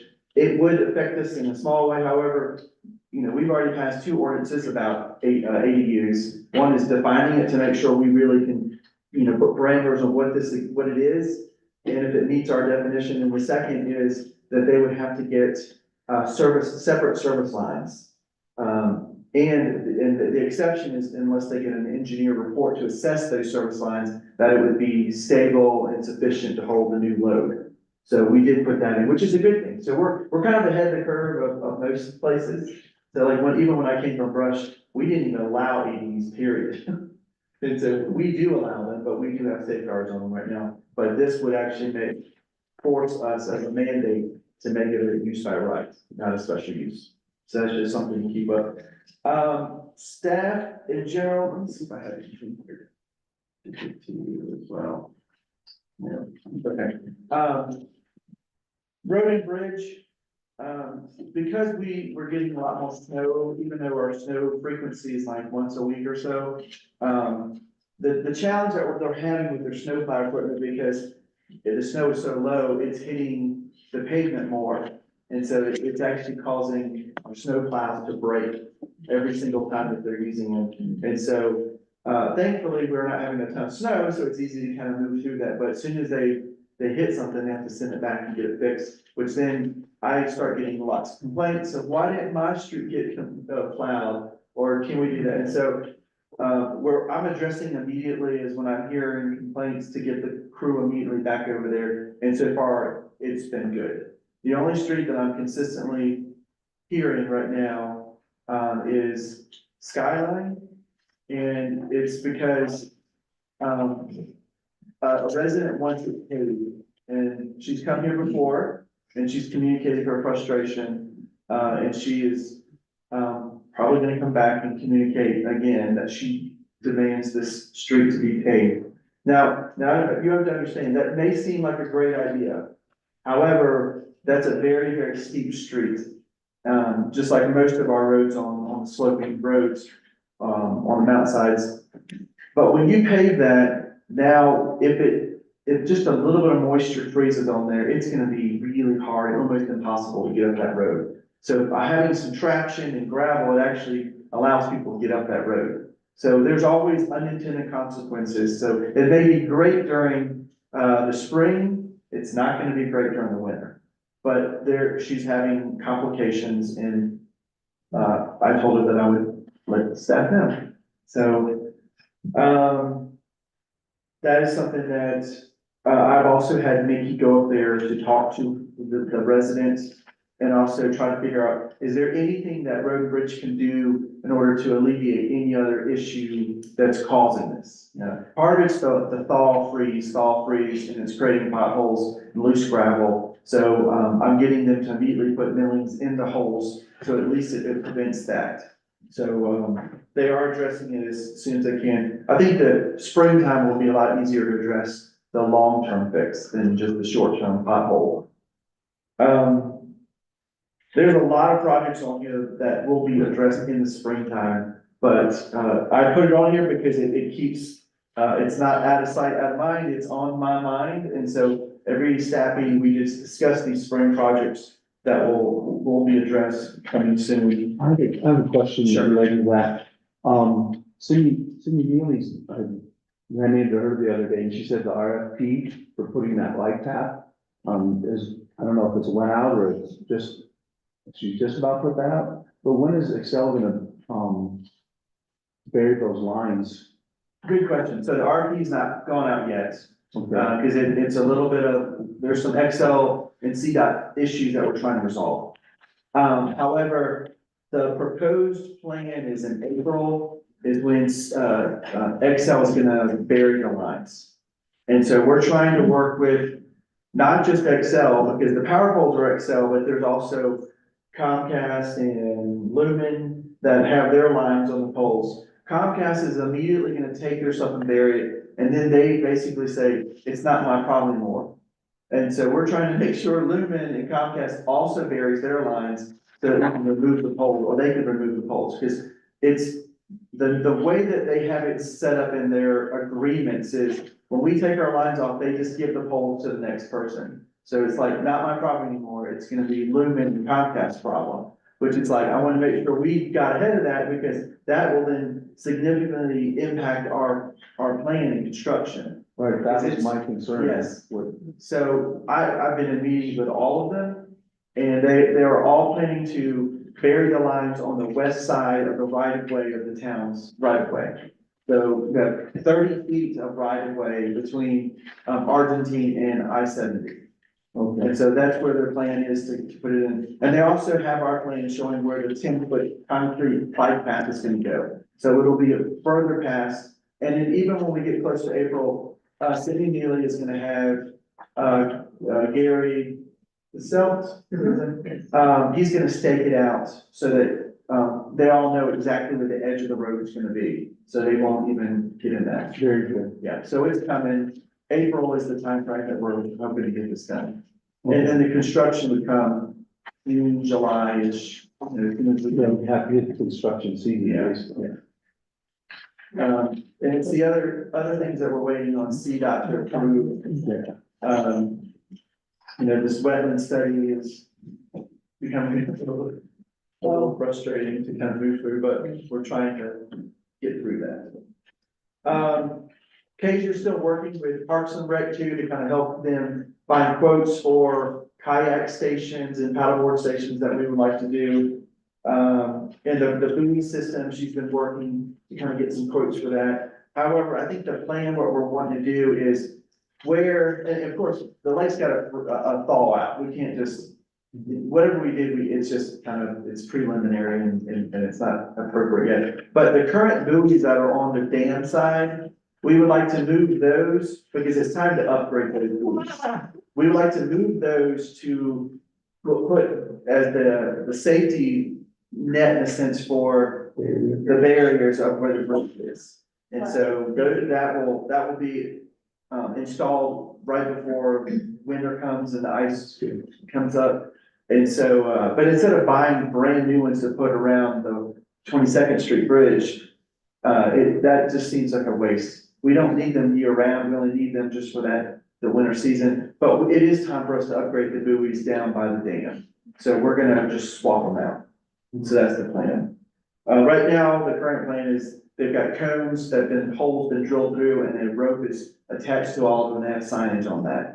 Which is better than what we had last year, which was nothing. And literally watching people every weekend just walk up to the edge of it and fall in. And then we would save them and another person would walk up and fall in. There was 30 people with it that fell in. My wife told me I could be in the police. That's the easy one. to tell me those. I'm Dummies are drilling holes like 5 feet from the edge of moving water. Yeah. So that's part. That's entertainment for you guys. Yeah, but I don't want to see that because it'll traumatize me. Then I'm Yeah. calling 911, trying to get the fire department But- over there. Rather than put another sash in the Darwin Award. Yeah. Okay.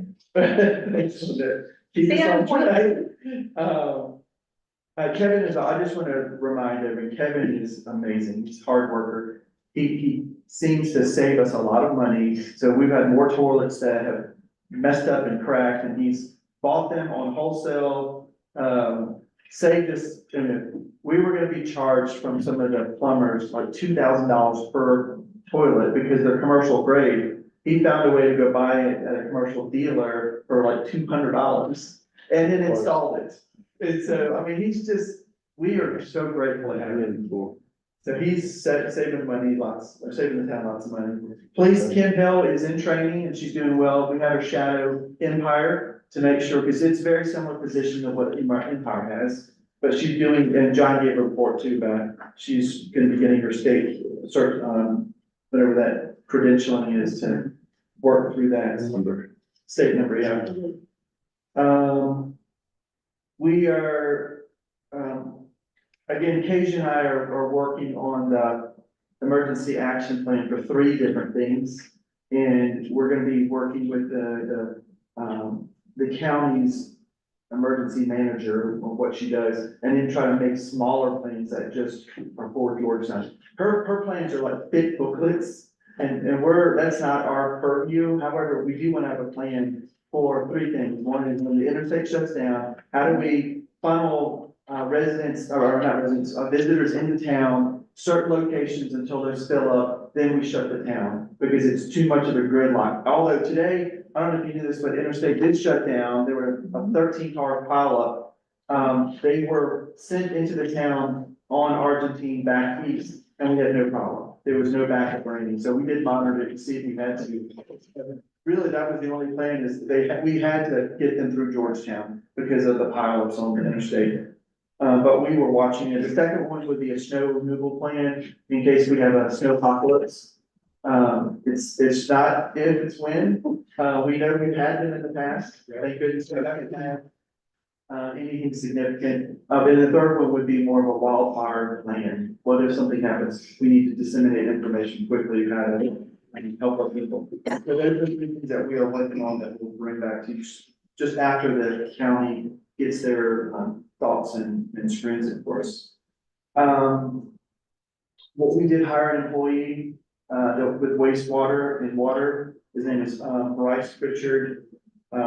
We interviewed him. He was a solid guy. He's entry level, so he's gonna have to go through the license test, but he does have experience with Loveland and their water treatment area. And so we thought that was a plus, if somebody at least knows basic terminologies and stuff of what to do. They're almost finished with their lead and copper service lines, so they're 98% done. We're still way ahead of most municipalities. So Ryan jumped on this immediately and start tracking what's lead, what's copper. We would like to replace the copper, and then he wants to create a lead line replacement program. Replace the lead. The lead. Yeah. You Sorry. just replace the copper. Sorry. Backwards. Guys, you picked it up. Yeah.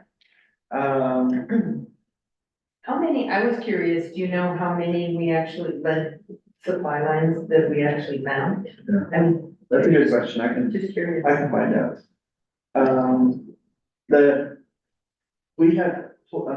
We have given Coach Suka and his team our comments based on their engineer, their final engineering. We have already submitted all the comments back to them for what the next plan is. This is the 50 micro apartments. I know you guys are probably maybe aware, maybe not, but 50 micro apartments that are coming down by the lake that are in front of the 11 current townhomes. Will just be To the west. to the west of that, yeah. So it's in their court, we're waiting to, hear when they're wanting to address all those comments, because they're gonna have to be addressed before they can move forward to permitting. But we're closer.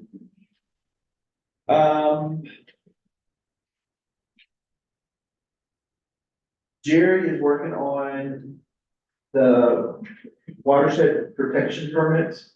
Yep. And do you have any, updates? No update, I've got examples, and so what our requirements are, and create a draft permit and circulate. Okay, and I believe Paige is gonna be working with Jerry to discuss some legal options for us with Crazy Horse too. So that'll be something on On our Jerry's. list, we haven't met. Yeah, I know it's on your list, so. And then last thing I just wanna say, I did a staff appreciation lunch with the staff. And I felt like it was a great success. We did pizza, just to take a time just to pause and celebrate all what the staff have been through. And to celebrate the successful event. And so, we did that, and just great for my team. They're good. Good team. Any questions for me?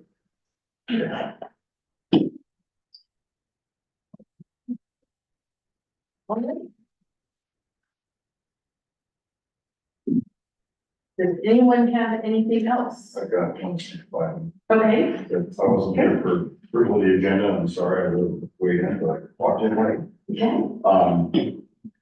Quickly, it's something that I'm working on with Kasia. As you might recall, back in 2021, the town acquired from the county the BLM land was within the town boundaries. You know, we previously got the land that was outside of town boundaries, but oddly enough, if a smaller parcels that were inside the special, it was actually all town boundaries that was formerly. But we acquired that from the county in January 20. Justin and, Elisha, Scott own a piece of property that's on one of the mining claims that can steer it.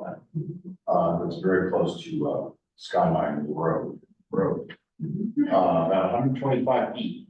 But it's separated from Skyline Road by 125 feet worth of this BLM property. And the town had granted in 2021, after we owned that property, an easement for the Scots to be able to build a driveway and maintain shared driveway.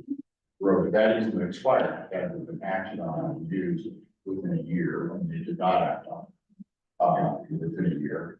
And so it expired, and meanwhile, I did further research into what our restrictions are on the use of that property. BLM's guidance is really very tight in saying you don't grant interests in real property, i.e., you know, the actual fee or even an easement, which is an interest in the property, to patented properties without it reverting and you have all those problems, unless it's to, you know, a nonprofit or a government agency. So in my opinion, we can't re-grant an easement, but I believe we can grant a license, which is not an interest in real property. Of course, viewed as different. It's a license with a number of conditions that doesn't discourage the public, et cetera, from sunlight and public use it. And I've worked closely with the Scots on developing what really needs to be a request to BLM to get BLM to approve this, the granting of this license. And that's kind of the pattern I've put through BLM to be able to accommodate them. The town supported them in the past. I assume you all support them. The reason I'm asking is because when we do make the request to BLM, Rick can sign that request, that's the request. But then when the grant of the license with BLM says yes, it will come in front of you to grant this license. I've already written the license. But what I wouldn't want is the license comes in front of you and you go, we've never heard of this before and we don't like this idea. It's supportive of the Scots who are, you know, wanting to be able to go there. And the board supported in the past. Just want to make sure you do it ahead of time, so we not be a spot. So Do any of the terms on the license differ than the conditions of the easement that we were Yeah. granting? yeah, they'll include those conditions. And frankly, in order to make it saleable to BLM and with the Scots' consent, because I worked with them, it will say, you know, the public can't be, you know, prohibited. And what we'll need to do is characterize this request to BLM as intelligent as possible, because BLM has a, you know, they have guidance that says, you know, private use of this land is not permitted, period, unless there's some kind of public benefit. And what I'm wanting to do, and I'm trying really hard, is to characterize this as having some public benefit, or at least no public detriment. So, it's a drafting exercise, and then communication with BLM, they might come back and say this or that. And we will need to do that to be able to accommodate. But it's really a very small, you know, driveway across a piece of property that really doesn't have this kind of public values, because it's so broken up between the mining claims, but it's still federal land originally, subject to that 1993 statute. So I'm letting you know I'm working hard to be able to put together a package that BLM will say, yes, this is fine. And I'll bring it to you. Because BLM has now entered the picture, have we notified the residents on Skyline? Some of them were here and opposed that easement. And so are we affording them the opportunity to be aware of this, that it's going to a different level other than just us. They, to give, I mean, if they wanted to so take it upon themselves to write something, yay or nay, pros or cons to BLM. I hadn't intended to do that. If the board directs me to do it, I'll do it. What do you want to do? I don't remember the public being opposed to the easement so much as to that overall plan that, Ken Starrett had It was originally. for subdivision of, and moving lot lines to make more sensible, building locations, but I don't remember them actually. I thought when they came back though and wanted to widen it a little bit because of the configuration of the parcel and what it would take because of the slope, that Okay, and I don't know if it was coincidental that we had some people here because there was some other issues going on Skyline, or if they were appearing because the easement had come up. You know, yes, if you have an interest, you should stay on it on yourself, but I don't, I don't think it's appropriate that we could have told you, but we didn't. It's the board's call. There's no obligation, obviously, and when the license agreement comes before you, it will be on your agenda. Just like the easement agreement was. will the license agreement entail just the footprint of what an easement currently, or what the, What the easement is proposed to be, yeah. okay, Yeah, I mean, it's a licensed product, it's 125 feet with a roadway and a trail. okay, understood, but there was an easement in place for an existing, like, trail. And what they came to us for was a change to that easement. Are they still proposing that change? I don't know that easement was, I mean, it might look like it's a road or something there, Mhm. but that's not a dedicated Okay, easement in any way. That's people have driven on it. But that doesn't turn it into, any kind of easement over public land. okay, So I think the real action will be, what's the configuration of the driveway? Is it a safe one? Is it reasonably engineered? There's that, and also the importance of, allowing that easement to remain open to the public because it crosses public land. That would be important to BLM, I know that. okay. So it's up to the board if you want, before we go to BLM, because I'm really on the point of having a letter ready to go. It's almost final. That we be saying, hi, we'd like your sign off on this. And the town has asked for that sign off from BLM twice in the last 20 years. Once for, I think it's a communications tower, once for something down by. So it's a process you need to go through, and we will. But if you want to subject it to a public noticing process, tell me that now, because I don't want to be sending this letter without, I need to know that. Sure. If it's as simple as a public notice, I think we should. Right now, it's BLM land. They know that they butt up or they're close to BLM land, but it's not as accessible as it could be if this license is granted, which is going to attract potentially more people. There's a handful of people that live there right now. If all we have to do is make it, under the provisions of a public notice, then they have the opportunity to come and say something, yay or nay. And I think we're looking out for our. I need to be able to tell the Scots the board's position. So on this one, I'm gonna need a motion. So. But that's I what you want mean, to am do. I misunderstanding? We gave them an easement. But we didn't really have the right to give them an easement. Turns out we couldn't because it was BLM land, correct? Yes, that's right. Okay. In my opinion, you can ask BLM to allow, This one. access.